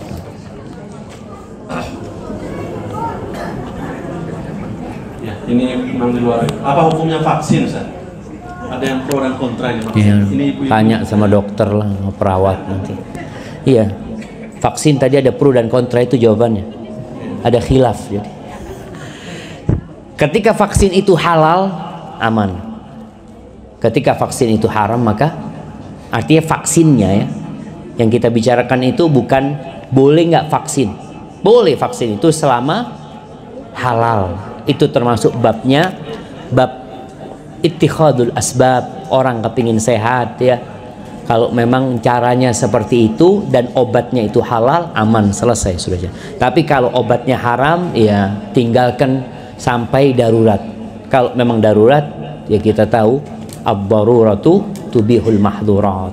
Yang darurat itu membolehkan yang haram. Hadza wallahu a'lam bissawab. Iya, ini pertanyaan saya mau sampaikan juga. Kelihatannya ini pertanyaan yang belum menikah ini.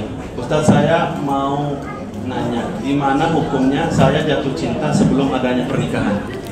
Ya nggak apa-apa, mau gimana? Orang itu kalau bicara jatuh cinta, kalau bicara jatuh cinta itu omalan hati.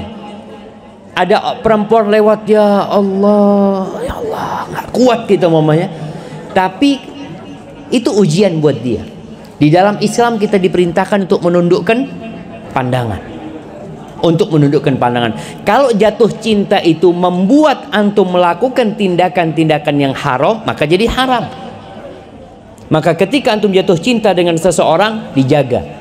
Jangan sampai antum lakukan hal-hal yang dimurkai Allah SWT.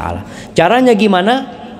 Segera melamar kalau sudah umur, maksudnya sudah waktunya. Tapi kalau memang enggak Ustaz, anak masih SMA Ustaz ya, tapi anak akan jaga cinta ini, umpamanya kalau memang jodoh anak akan melamar dia. Jadi selama cintanya tidak mengantarkan kepada yang haram, nggak masalah.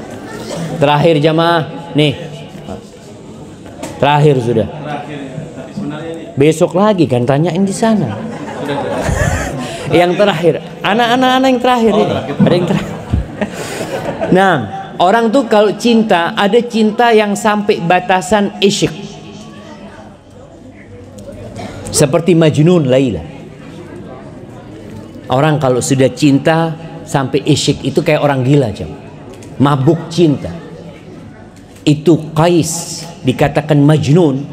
Dia itu mendatangi tempat rumahnya, kampungnya Laila. Dulu kan orang Arab itu di sini ada kampungnya, di situ ada kampung. Itu Laila udah pindah.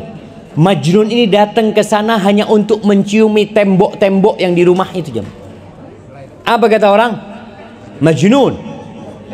Gila nih. Kata Majnun, lah nanti salah kata dia. Dia mengatakan uqabbilu dzal jidara wa dzal jidar wa ma hubbul jidari syaghafna qalbi walakin hubbu man sakanad diyar. Kata dia, aku nih cium tembok yang ini, tembok yang itu bukan karena aku cinta sama tembok, tapi karena aku cinta dengan yang pernah tinggal di tempat ini. Ya itu namanya Majnun. Tapi dia nggak mau dikatakan Majnun ya, Pak. Iya itu cinta. Maka hati-hati ketika seorang kena penyakit ini, bahaya.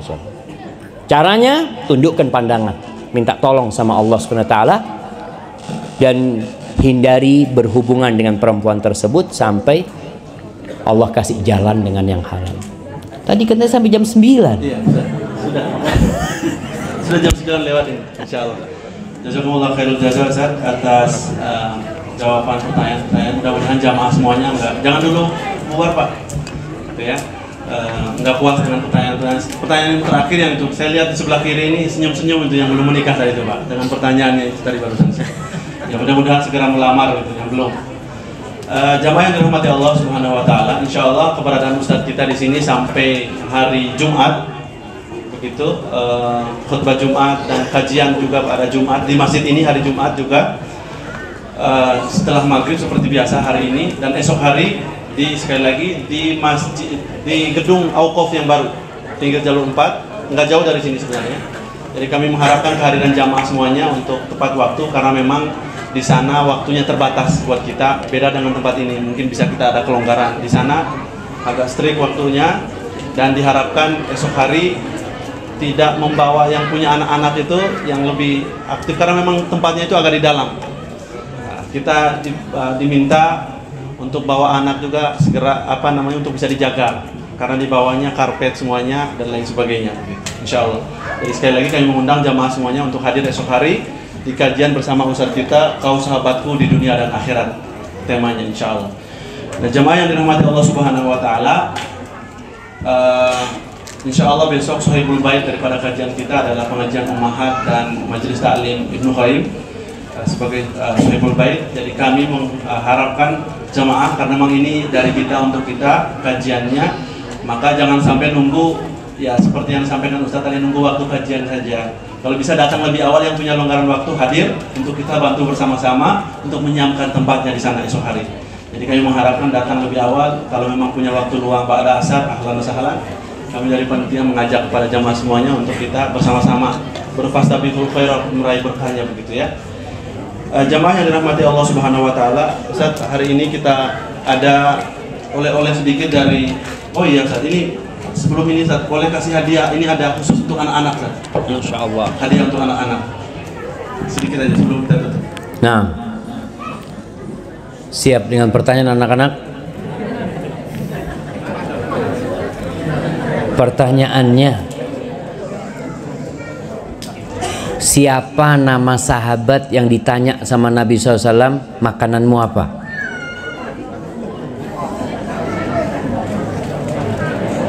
Ayo. Toha. Iya. Salah tapi. Siapa? Umar bin Khattab. Hampir betul. Dohak, masya Allah. Dohak Al-Kilabi, masya Allah. Barakallahu fikum. Nah, habis hadiahnya udah. Masih ada sebenarnya hadiah Ustaz? Atau buat besok aja? Besok aja Ustaz ya, insya Allah waktunya terbatas. Bapak-bapak, ibu-ibu yang dirahmati Allah Subhanahu Wa Taala, kami ucapkan jazakumullah khairul jazaa atas kehadiran bapak ibu semuanya. Insya Allah nanti pada kajian ada teh manis di luar, teh hangat. Insya Allah ada. Kemudian sebelum kita tutup, ini ada kenang-kenangan tahadul dari Mahat Al Husna Ustaz.